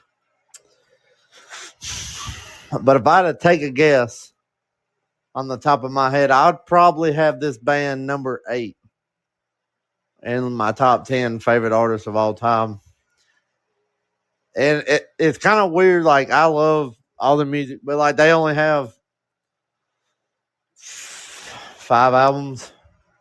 This is kind of crazy because this is their first, like, in 27 years. In our lifetime, they put out 5 albums. So this is this album, you was talking about Tupac. Like, this album was recorded in like 2 weeks, I think, maybe 3 at the most. It was real short. Like, real shit. They recorded this. We found out with my boy Tim McGraw. No, it's not. No, he didn't have an album. This is shout out Matchbox 20, Yourself or Someone Like You, their debut album. Let me tell you, this, like, dude, top to bottom, I've listened to this album a million times. I listened to it today just to, like, I listened to my favorite albums today just to get them go, like, get the juices flowing. Oh yeah, same. Yeah, dude. Yeah, got like, to. This album is one of the best debut albums of all time. I mean, like, that goes without saying. Like, everybody knows this. Like, everybody knows this song. Like, it might seem like a basic pick, to an extent, because like how popular it. Dude, this basic. Like, it's so fucking good. Like, every song hits. Like, there's not a bad song on this album. Matchbox 20 is fantastic, and I wouldn't have thought about them as your pick, but that makes sense. And to your point about basic music, as somebody who makes music, basic music is some of the hardest shit to make. Like, it's so hard to be, for me personally, it's hard to be simple and it's easy to be complex. So the fact that they could do that shows it's a testament to their talent, in my opinion. And they have like Matchbox 20, they do have some complex stuff, and like, but this album I think was just like, hell, they were all early 20s maybe, like they were young and just, went in the studio, recorded this shit, like went in, went out, bam, they're done. Like, and what's crazy is this album only sold, it was almost a flop. Like, it's fucking crazy. Like, this album only sold 610 copies its first week. It sold less than Infinite? Dude, it only sold 600 in its first week. Holy shit. Dude, it was almost the fucking biggest flop. Like, the record label was about to drop them, and like they were just like, the first single was Long Day, which is like, I'm sitting by the hold up, it's like the corner store. Damn, I listened to I've heard the song a million fucking times. It'd be like that. I don't know why the hell I'm drawing a blank. It's all good. It's like, oh yeah, it's sitting by the overcoat, the second self, the note she wrote that I can't bring myself to throw away, and also, anyways, like, that shit just goes hard. But like, it was the first single, and like, it didn't do shit. Like, nothing happened. Like, nothing was coming of it. Like, they were like, what the fuck are y'all doing? It was like it was like your single, It's, like, damn, this is it. How much money? Yeah. How deep was Matchbox? How big of a deal was it for the label? Do you know that? If like, was it something they were invested a lot of money into? Yeah, well, I mean, like, because they were getting pretty good. Like, they were getting kind of big, like, playing around. And everybody was waiting on that album, and then they heard the first single, and I was like, oh, wow. Yeah, it's like they were playing around, like they were getting big, and it was like their live performance, in like around Florida area. You know, Right. like they were getting popular and they're like, shit, they got a record label and then like I got a signed. record deal. They signed the damn deal and it was like, you know, like I said, this album was quick. Like they went in a few weeks, recorded it. Hell, it actually had a different title. It was actually going to be called shit. What like Woodshed Theory? Hold up, what was it? Woodshed Diaries. Yeah, I'm looking at it Woodshed now. Diaries. And they Woodshed Diaries, oh yeah. yeah, Woodshed Diaries was supposed to be the original. That they had 3,500 copies of the album with that. So I bet if you Really? have one of those 3,500 copies, like of the album or CD, whatever they had it on, if you have like the first Matchbox 20 album with, uh, you know, with the original title Woodshed Diaries, I bet that's worth a lot of money. But Bro. like Rob You got Thomas, the I what? would, if you got the cassette for Infinite from the Infinite by Eminem on cassette, one of the 1,000 that were made, and you also have one of these 3,500 limited edition Woodshed Diaries Matchbox 20 albums, hit me up. I'll give you my kidney. I'll That's give a you a hell of a Like collector's item. 35, like I just want to say 3,500 copies of that album were made with the Woodshed Diaries of the 15 million this album sold worldwide. Yeah. So it's like, Wow. and It's like I like said, I mean, 1%, like less than 1%. Shit. dude, Not it's even crazy 1%. because Yeah, like yeah. Hit us up, bro. If you got that collection, let's talk. yeah, we need it. But like, dude, this album, like Rob Thomas and they went him and Paul Doucette, the drum. Hold up, I'm trying to get no. Paul, yeah, Paul is the drummer. Yeah, they went to the dance. They went to like a play or something, music, something like that, some kind of musical performance, and like the woman was like, "This song is for you or someone like you," and they just thought it was like awesome, and they just changed it. Like they changed the title to "Yourself or Someone Like You," and like the record label's like, "Oh yeah, like you know, let's get it." Like they changed it. So then they had to do a whole repressing, which led to the album being delayed, which got people's interest out of it because you know, like That's they, a good ass marketing technique. yeah. Hey, shouts So out to the record labels on that one. yeah, so like they were like, yeah, they changed it, but like there's art. I don't know, you know, like they already had like people thought it because they the first single came out in September. Yeah, it came out in September. Long Day. It came out in September. You know, and the album was released in October 1st And then it was of completely '96. like I've got that's interesting. I like that. Yeah, I can't go too much into what my old job used to be, but I worked at a vinyl company, and I've been through situations like that, and they do that on purpose. It is a tactic, but sometimes it's an accident. There's some very rare things that happen. So yeah. that's cool that I did not know that. That's really interesting. So, but like to get into the album, I guess like it's just crazy. I get, you know, like it was almost a flop. Like until the second album, like till the second single, and it didn't even come out until June of '97 was when it like started like picking up traction, like you know when it really started taking off. Which the second single was Push, which everybody knows. Like I wanna push you Oh, around. that's a bop. Well, I That's a will. hit. Well, I will. Shit, Like that song slaps, but like bro. I could go into that song. There's a whole thing. I'll talk about it in a second. But the whole album, dude, like, my God, like, it's just like I said, I'm a huge Matchbox 20 fan. This album is so good. Like, opens up with the real world. What a fucking banger! What a way to open up an album. Like, it's a fast paced song. Like, it gets everybody going. Which I think it ended up being the what? I know like I probably know most of these songs if I hear them because I know Matchbox 20 is great. This is Yeah. probably Like, real um world's the one. It's like down, down, down, down. It's like so. What it's like to be the rainmaker.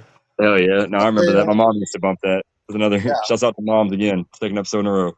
and then like real world, and then it went into long day, which I was singing a little bit, and then 3 a.m., which everybody knows, like 3 a.m.'s a fucking banger. That's a like that's a classic song. It's 3 a.m. I will say this, my favorite, like, there's a little gem about 3 a.m. that's like my favorite.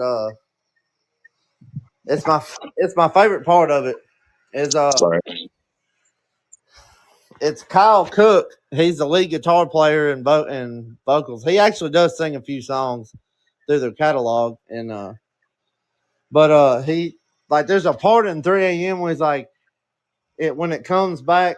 I think it like goes to the bridge, and when it comes back to the chorus, it's like it's 3 a.m. It's 3 a.m. and it's raining, and he's like, and then he just hits his high note in the background vocals. He's like, it's 3 like he says it's 3 a.m., but he's like, Yeah, I don't. I he think I just know what hits you're this talking about. falsetto note. I'm like, fuck, dude. Like every time I hear it, I'm like, it just gives me chills. I'm like, that dude, like, also shout out Kyle Cook, the guitar player of Matchbox 20. What an underrated singer, underrated songwriter, guitar player. Like, dude's a fucking menace. He has some solo albums that are very, very great. I really enjoy them. Oh yeah.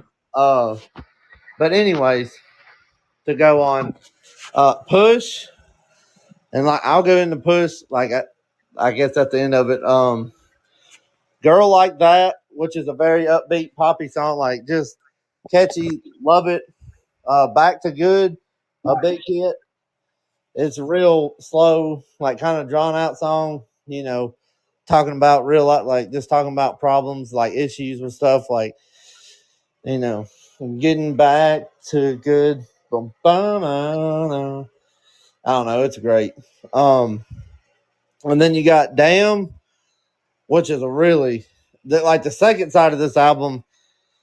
Oh, like it don't have the hits like the first side, but dude, it It is, packs the content, what makes it a top. dude. Yeah.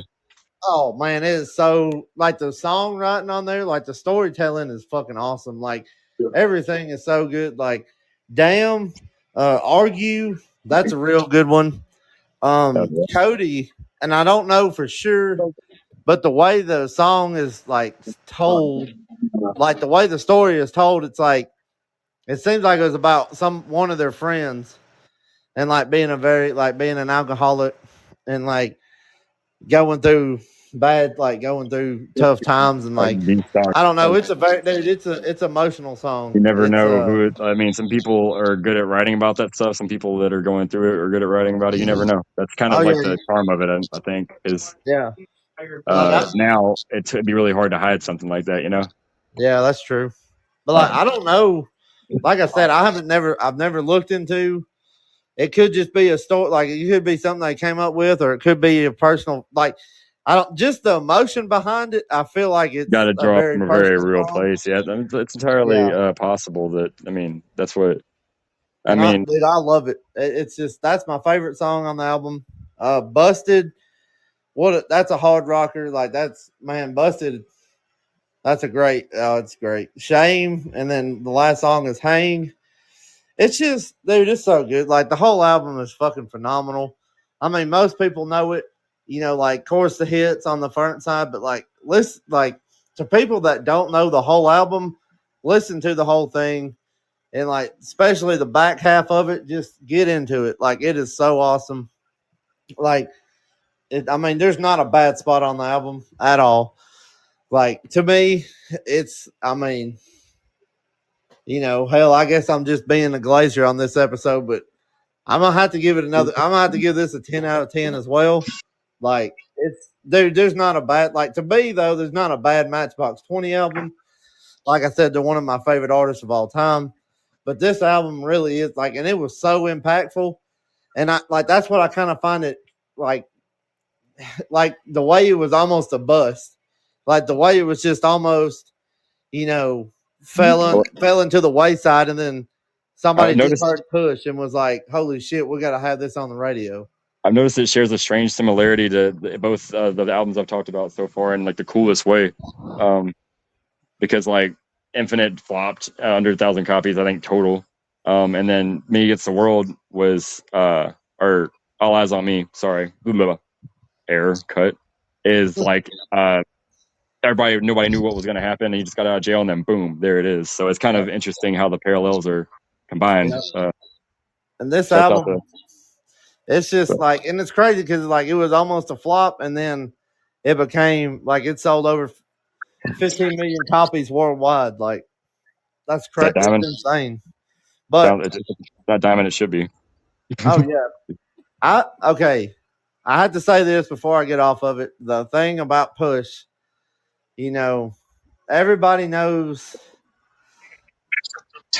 Like, I don't know. It bugs me about the song because, like, it is a hit. I love it. Like, everybody loves the song, but like, a lot of people think because it's like, I wanna push you around. Well, I will. Well, It's, I it's will. like a domestic violence Yeah. anthem. So, Yeah. so what it was, and most people think it was like Rob Thomas. Like, he wasn't okay. He wrote the song. He was singing it in the perspective of his abusive ex girlfriend, who he had to get a restraining order on, and like every time, like even to this day, she tries to come like to his solo shows, I'm sure she does, or bro. like She's trying to get her. She's she tried, like, dude, she still has a restraining order, like all this against her, like, and she's been taken to jail and like escorted out of places so many times, like I feel bad for him because, like, you know, like she was ladies and doing gentlemen. this, and then like once he got famous, she kept trying to come back into his life. Like, I don't know the most recent, but like, Probably still happens a lot to this day. I Ladies mean, and yeah, gentlemen, I don't have time to do this, but the ladies and gentlemen, the Rob Thomas Eminem conspiracy with Kim and Rob Thomas's woman, lady, lovely. It's probably there. It's probably, if you have the time and the YouTube, go do it. Or well, maybe here's we'll the do it other some other thing. time.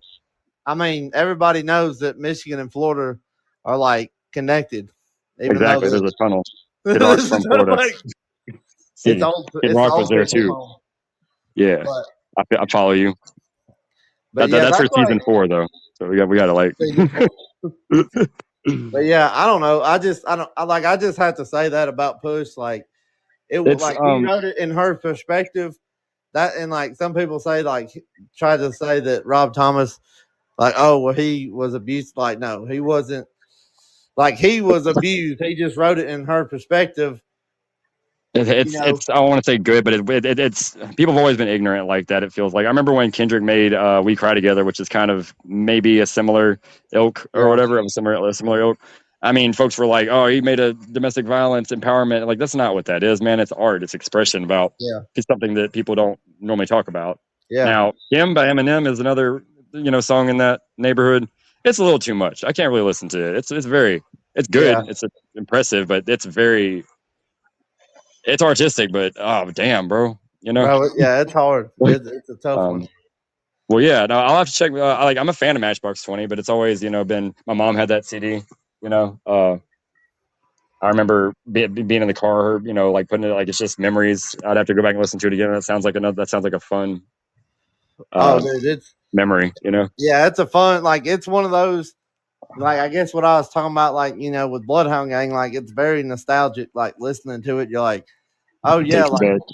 you're like, damn, I remember hearing this song like when I was younger. Like, you can you can pinpoint areas in your life where you heard it. Like, Oh, yeah, bro. it's Music's a just teleportation device, basically. Sometimes. really, I mean, truthfully, it Yeah. is. Like, this album is one of them. Like, me and Trevor, like, we've spent a lot of time listening to it, and also like their second album, Mad Season. Me and Trevor also, it like his shout out to his sister Nikki. She had that CD, and I was like, Matchbox 20. I want to listen. She's like, yeah. She's like, take it with you, and it pretty much stayed in Trevor's S10. Bernie, rest in peace. It pretty much stayed in Bernie every time we went. We were making trips to Iuka, and like we spent a lot of time listening to that. So like, there's a lot of memories with Matchbox 20 in different areas. For me, like, they're just always like, I don't know, I love them, and like I said, that first album, it's a damn 10 out of 10 for me. It's just perfect. I mean, just listen to it. Like, listen to the deep cuts if you haven't. Definitely. That's about all. That's about all the glazing I got in me today. 2 tens, man. That's hefty. 20. So, I would like to also kind of add in, because I didn't rate Traveling Without Moving. That's a solid 9.5 out of 10 for me. It's not quite a 10, but I I have pretty high standards as far as music goes, especially. I mean, we're all three of us are musicians, so I mean, y'all know exactly what I mean by having high standards as far as that goes. But no album we've talked about today has been bad, except for that Jennifer Love Hewitt one. That being said, we're going into my favorite album of 1996, and a lot of people say, this probably wasn't their best album, and I don't care because it is, and you're lying. We're going to go into Rage Against the Machine's Evil Empire. Shout out Ethan Heikenfield for being on the cover of it, and he'll he'll know exactly what we're talking about. The dude looks just fucking like him. I don't know who the kid is, but it is what it is, I guess. That being said, this is an album where pretty much every song on the album itself was probably a fucking hit one way or another. Starts off with People of the Sun, and I I can't really think of many ways to start an album better than People of the Sun. To be honest, this just Tom Morello's always got this weird. He's always his guitar is going to sound strange, and that's one good way to put it is just strange as hell throughout, but not in a bad way. It's absolutely just a banger of an album, especially if you're into like political metal and politically charged music just as a whole. Like this is definitely a great album for you. It's something I gotta People finish. of the Sun is a hell of. Go ahead, sir. Rage Against the Machine, something that you put me on to. I mean, besides Bulls on Parade. Yeah, Bulls on. Speaking of Bulls on Parade, hell of a There's segue you another got one there on because there. that is the second track on the album. Well, you put me on to like Rage Against the Machine. I remember I listened to maybe half of maybe this album, and it was amazing. And I need to go back and finish it. So, anyways, continue. Yeah, like mugshots. Mm. yeah, Bulls on Parade is. I would say probably Rage's. What would you say? Probably their second or third biggest hit. Probably second, right? Because "Killing in the Name" is absolutely the biggest hit they ever made. Without a doubt. Yeah, with no There it is. question. Killing in the Name of Bulls on Parade. Yeah, "Killing in the Name of." I got like Bulls on Bulls Parade on better Parade.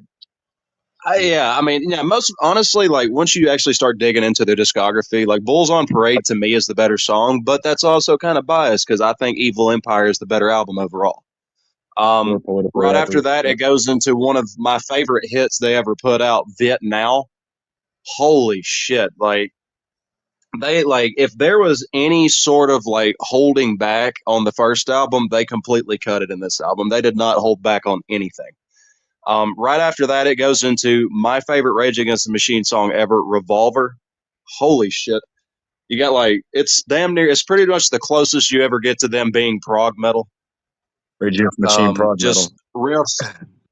Oh yeah, just riffs all over the place. This is one of the few songs where Zach isn't rapping and he's just kind of doing this weird kind of like whispering and it's telling stories. The first story in the first verse is basically about it's about this prize fighter, and he's swinging. The opponent is down, and now he's the champion. And then it goes into the the Project chorus, Pat which Whisper is "Hey Flow Revolver." Huh? for reference for to relate to Memphis from our world? Is it Project Pat like with like the Whisper Flow equivalent of? Yeah. Damn, that sounds dope. Sorry, continue. No, you're all good. No, Revolver. I am going to kind of stay on this song just a bit, just because I love Go for it. Revolver so much. One of the hardest hitting choruses, as simple as the words are. That's I think again that kind of goes back to like what y'all were both talking about. Is like simplicity in music is so hard to actually make sound good at the same time because anybody can play "Mary Had a Little Lamb," da da da, fuck that bitch. Like you can Imagine do writing that, "Mary but Had a Little Lamb" the first time though. That's the hard part. yeah, exactly. It's like fucking 17th century, dude. The Quakers were going ham when they heard that. They were trying to cook, bro. And them folks were foraging. They weren't cooking. They were making electricity. What do you mean? Beethoven dropped later that night. You had to go one night only. Sold out everywhere. Shout out Oatmeal. First off, Columbus expedition cruise, bro. You trying to go in luxury? You trying to hear Mozart 17 on on the Mayflower 5, Dude, bro? What's good? Let's get the plate. Dude, I'll tell you like this, dude. If Christopher Columbus heard half of this album, he would have been dead before he reached like out of the harbor. We would have just got it. That- If we would just got it there first, then they would have known what to do. yeah, they would These have people hit aren't the the same. quote unquote West Indies and just dropped his dumbass off right there on the shore. But What if no, they just sank the Revolver. ship and told him that that the Earth was flat? I mean, he probably wouldn't know any better. He probably died thinking he was in West India. Dog, we still call. Don't get me started on this, man. Shouts out to not Christopher Columbus, bro.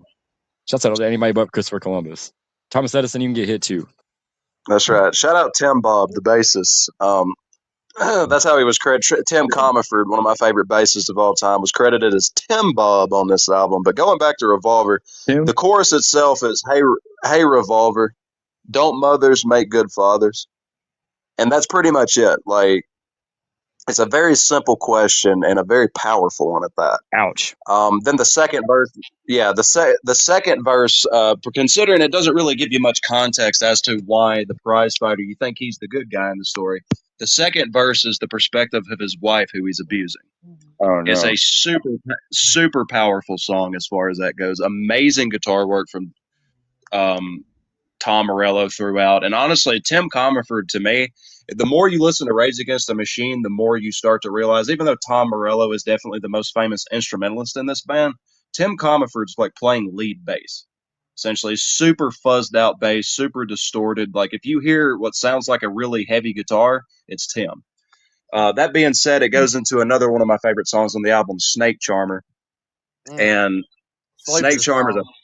an absolute sleeper song. It's one that you might want to skip on the first listen, but you will absolutely regret skipping.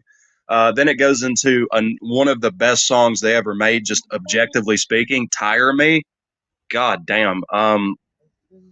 Tire Me is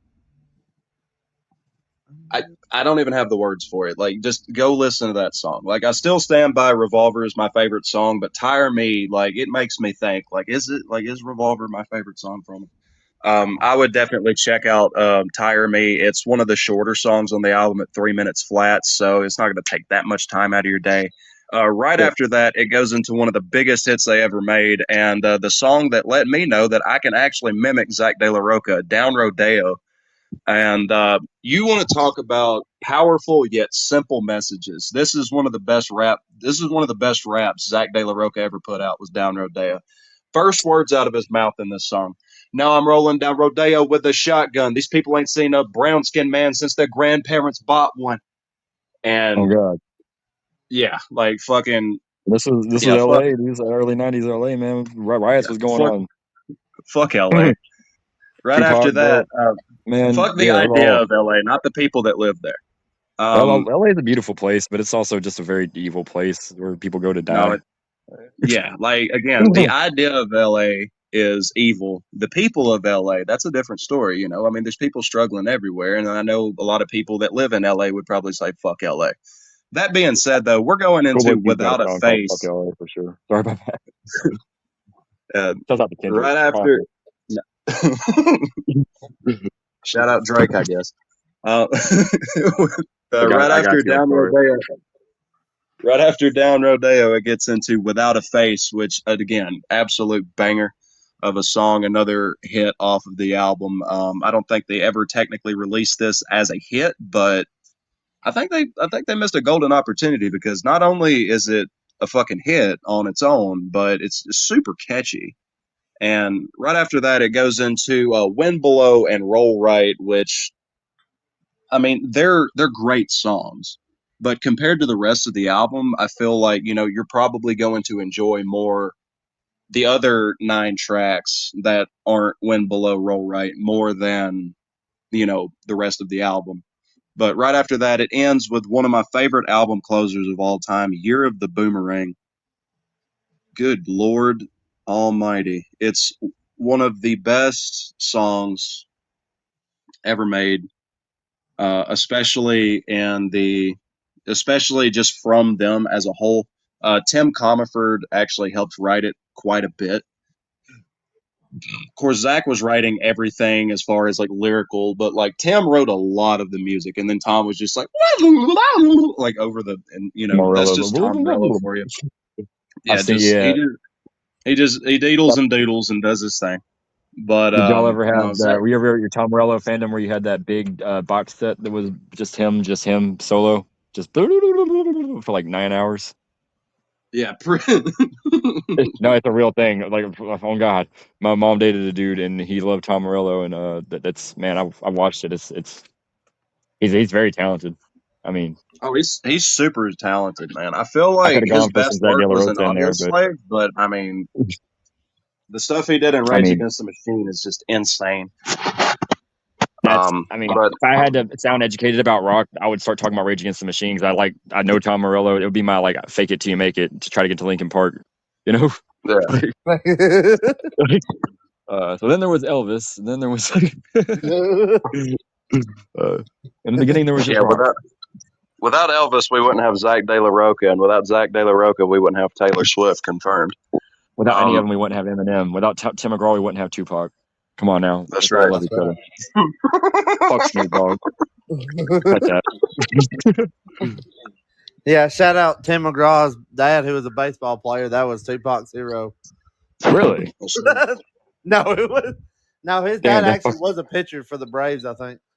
was it. God, Calvin McGraw, No, Tug. His name was Tug. Tug McGraw. Yeah. Oh gosh, this took Sounds a like a really weird turn. cartoon character. That honestly Okay. sounds like a fucking video on a website we'd probably get canceled for talking about. But Homeboy, it probably was a cartoon. It was probably the '40s baseball. You've seen it. They don't even move right, bro. Come on now. You think Come baseball's on. real? Jesus, You know, Oh, what Babe do Ruth you? that couldn't. Man, we're starting a hashtag. If you like this video, go ahead and put hashtag Bring Steroids Back to Baseball, because that's I a can get hill I'm behind going to that. die on. Fucking Love baseball, but baseball hasn't been nearly as exciting as they were. All of a sudden, it's like, oh, drugs are bad. It's like, is it really? Is it really? I mean, it's is baseball is is so Barry boring and Bonds terrible. not the actual goat? I want to love base. Barry Bonds is the greatest baseball player who ever lived by a lot, and it's not even close. Like it's like the man has just shattered every record hitting wise. Like he walked like 300 and something times, and then broke the home run record. So he really was batting like 700 if you use advanced metrics and WAR and what all this other cool shit. Um, Yeah, but in his reality, on base percentage was absolutely insane. oh yeah, his on base percentage was like almost 500 one year. Dude, come on, Barry Bonds. He's not gonna be in your Hall of Fame, but you're gonna have let's see, pick somebody. Hell, Captain fucking hot dog and mug of beer, Babe Ruth. I'm gonna say it right here. Jackie That's my Robinson was hot take. Fuck Babe Ruth. no, Babe Ruth is Babe Ruth. You can't. I was wanting to say that too, but you got to give the folks that were Babe Ruth was drunk as fuck, just dominating baseball and changing the game. Nobody knew what to do for years. That's something. He invented beer league. He invented beer, bro. Talking about Babe Ruth is alcohol. Big Wisconsin. Are fish lactose intolerant? We don't know. Man, hell Dude, yeah. I fuck no. with Rage Against the Machine.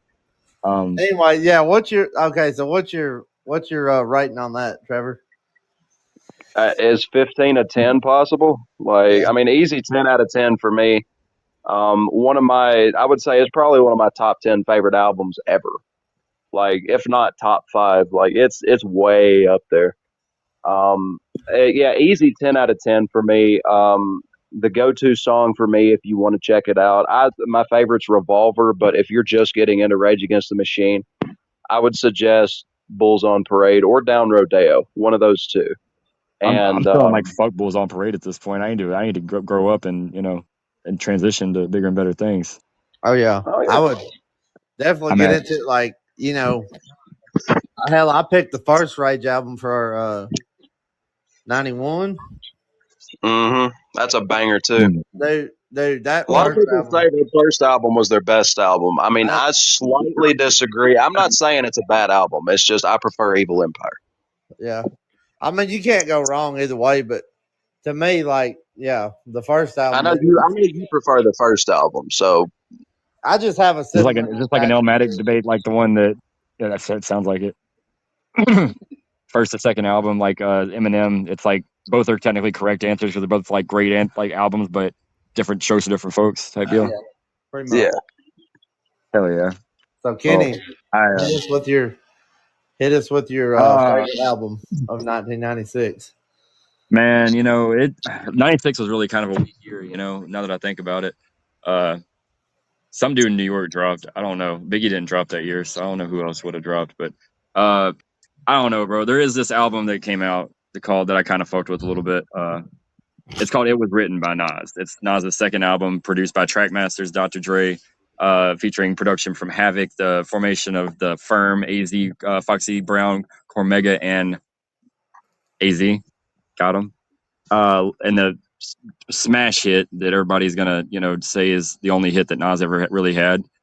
If I Rule the World with Lauryn Hill, and where do you even begin with this album, bro? Like if Illmatic defined what a classic rap album is, It Was Written just made it like go to college. The production is the best production on a Nas album to date by far. It's not even close. Nas is notoriously just weird with his beats. I'm not gonna call it bad, but the album is slaps, dude. The weakest song on there is the one that is Nas and Dr. Dre. Like that's how hitting this album is. Just all around. Lyrically, the first song, let me just do it song by song. I'm gonna try to make this quick because I know we all got tequila to drink and you know whatnot. Well, not me, sorry. Well, just me, sorry. Yeah, it's you. But that's Kenny. Fuck. All right. Track 1. I'm so sorry. We got The Message, which is it samples I Never Sleep because sleep is the cousin to death from New York State of Mind, and it's one of the coolest intros musically to an album I've ever heard. Like I got into Nas super early in my hip hop fandom, when I realized what type of rap I liked. I looked at who inspired my favorite people, and it was this album. And The Message is a fantastic song. Go listen to it. I can't really, I'm not gonna break it down bar by bar. 2, 3, Street Dreams is interpolates, I believe, correct me if I'm wrong, gentlemen, Marilyn Manson, Sweet Dreams of that is Marilyn Manson original, right? No, originally it's the Eurythmics from 1983. Heard that. Yeah, it's Okay. a very Yeah, Sweet Dreams is a very heavily sampled song throughout. I figured it would be. I didn't think Marilyn Manson Well, came up not with sampled, but covered. Like everybody's covered interpolated. that song at some point. Yeah. So Nas did it, and it's one of the first songs I can think of that's a rap song that does that. Then that on that scale, it was the second biggest hit out of the album. It's one of the weaker songs on the album, but it's good. And the difference between this and Illmatic that you'll notice right off the gate is Illmatic sounds like it was made in a like with all due respect, it sounds like it was made in a freaking Queensbridge apartment project because that's where it was made. Was. Yeah, this is made with the same people damn near, some more better people, and then it's done with money and like all the money that Illmatic made, and it's all in the music and it shows in the best way. I just wanted to add that. So track 4 is one of my favorite songs ever, produced by DJ Premier. I Gave You Power, which is written from the perspective of a gun. Nas writes from the perspective of a gun, and he draws a metaphor to his experience in America, the melting pot, and about how it follows the day of a gun, basically. And if you haven't heard it, go listen to it. It's an iconic storytelling song. I believe it next to Rakim and the other Slick Rick, Nas. This is one of those, and it's my favorite. 5, Watch Them Redacted, featuring Foxy Brown. Another good one. It's Watch Them Brothers. got a really good hook, and it's just basically about watching out for people that are trying to smoke you behind your back. And when you take into account the fact that Nas was just kind of like another big player in this whole war that was happening in this time, it's very interesting to when you go into the album looking at it from that perspective. Like Nas and Dr. Dre, who were both on this album. They're 2 of the only big players that lived through that, and were still there to tell the tale.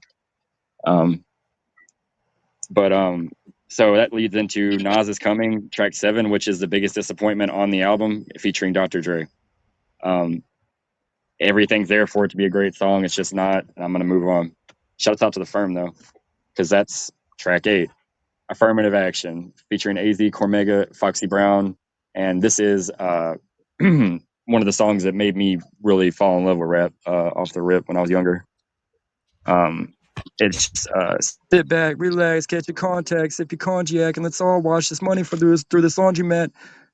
Seeks with top dollar. In fact, touch mines and I'll react like a Rottweiler. Then the beat, bro, that'll make you want to rap. Then you ain't even booming or bapping. And it's the debut of Nas's supergroup, which would be, ironically, well, not ironically, they were the first act that ever signed to Aftermath Entertainment, like by Dr. Dre. They were the first act that was ever signed to Aftermath. And my favorite rapper, my inspiration for making music, he drew his rap name from their album. So that's how I got into all this shit. So kids, if you're listening to Nas and you're going to end up, you know, sitting on a porch talking to your friends for 2.5 hours about albums.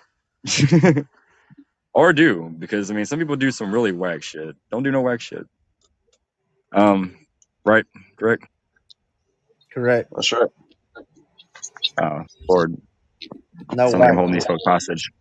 All right, so this leads perfectly into track 9, the setup, which is about setting some folks up with some. You get some girls, you get Havoc from Mobb Deep on the drums, and you set them folks up. And it's one of the best hooks on the album, in my opinion. It's the story, the ending of it's hilarious. The you know, I'll let y'all check in on that and listen to it. But it's hilarious. The beat's good. It's like infectious. It's Havoc. It's just Mob Nas, bro. Queensbridge. 10 is Black Girl Lost featuring JoJo Haley.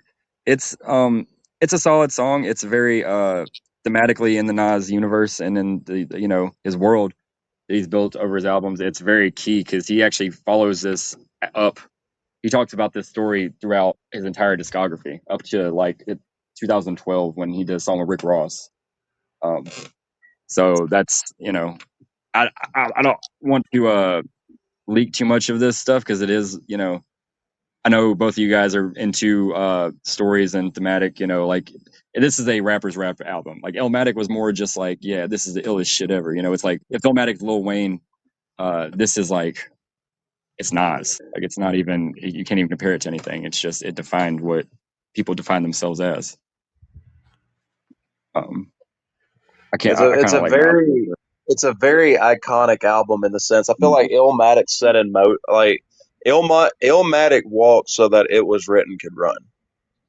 right. Like, And that really just goes for a whole as far as Nas's career because it went from like I think like one of the biggest stories from Illmatic was like he recorded New York State of Mind like first take, like literally like right at the start before he started trapping. He says, "I don't know how to start this shit." He was being serious. Like that wasn't like him just talking shit to talk shit. That was literally like he did not know how to start the song.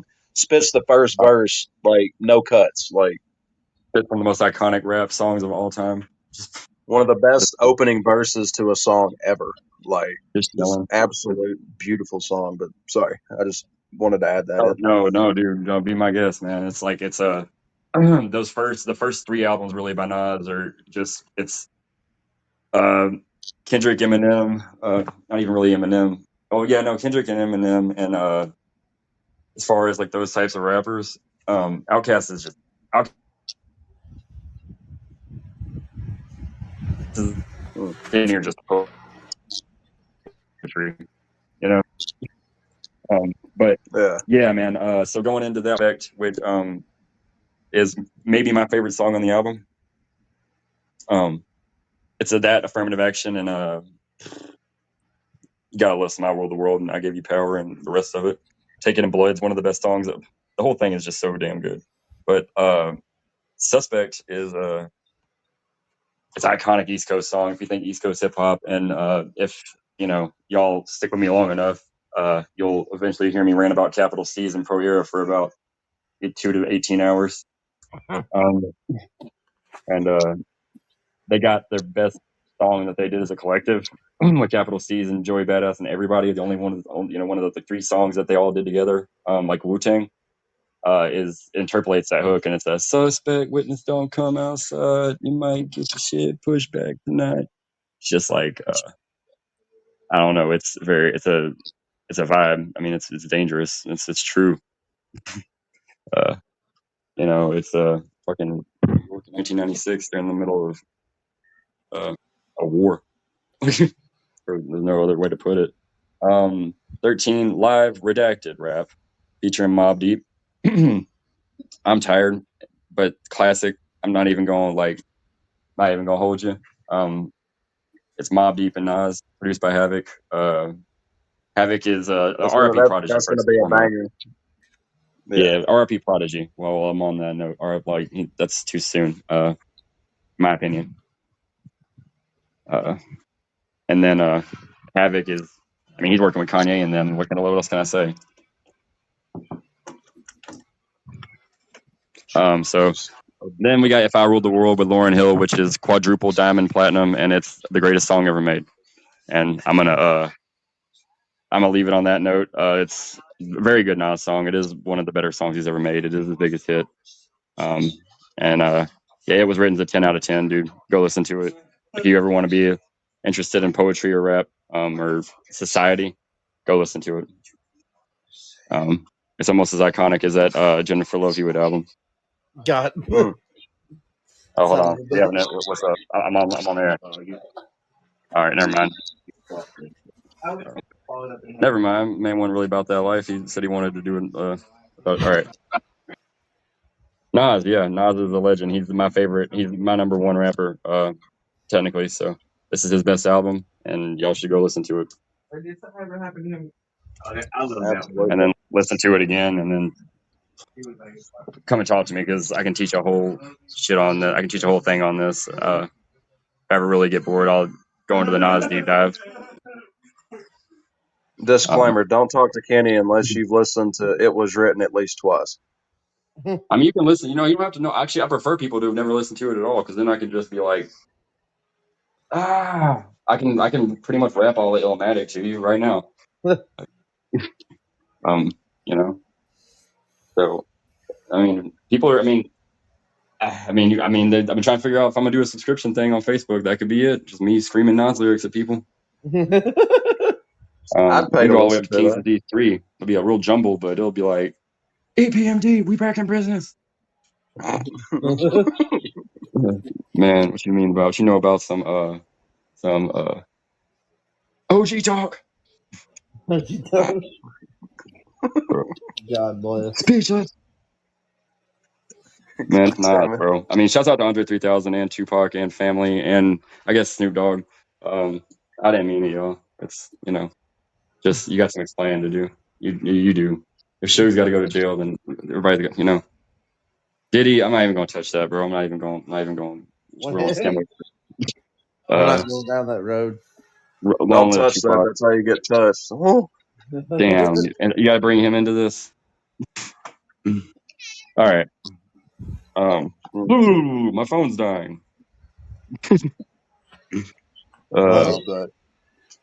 Shouts out. Well, I have a question for you, Harley. What's up? Is this better than 1994, or is this the best year so far to you?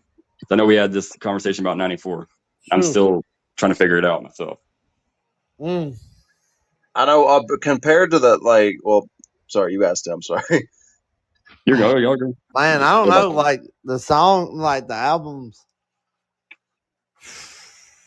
Like they all grew up or something. Like it's like the same albums, but they just grew. Yeah, they got older. Yeah, I don't know. It was like a repetitive way. Like I think it was okay. So like in '94, we talked a lot about like the bridge. Like a lot of it was like that. A lot of those albums were like that middle ground, like the bridge and like in various genres. Yeah, and like kind of coming up and like. Because really look at it like our album picks. There's different ones. I don't like that. We just. We went like it's kind of like they just. It's so weird how much they related. Like all the albums related to each other. Like it was that Matchbox 20 album had to the Hootie and the Blowfish. Oh, Hootie and the bro. I still got to go back because that's gonna be a whole. Like you know what I'm saying? Like those two albums kind of correlate with each other as well. Absolutely, no, absolutely. Right. And I don't know, man. Like, yeah, it's of course, you have a Nas and I have an Outcast, like their first two albums, and it's like there's definitely a different, like there's a different feel to both of those albums. Oh yeah, they're iconic, and like it's see, Nas didn't get the mainstream success that I think it was his fault, in my opinion. I think he would admit that it's his fault because his beats just got really bad. But Outkast, they went at this point in time, there was no telling what was going to happen, and look what did happen. Like they're both, you know, shouts out to them finally giving Nas a Grammy in 2020. He should have been done that, but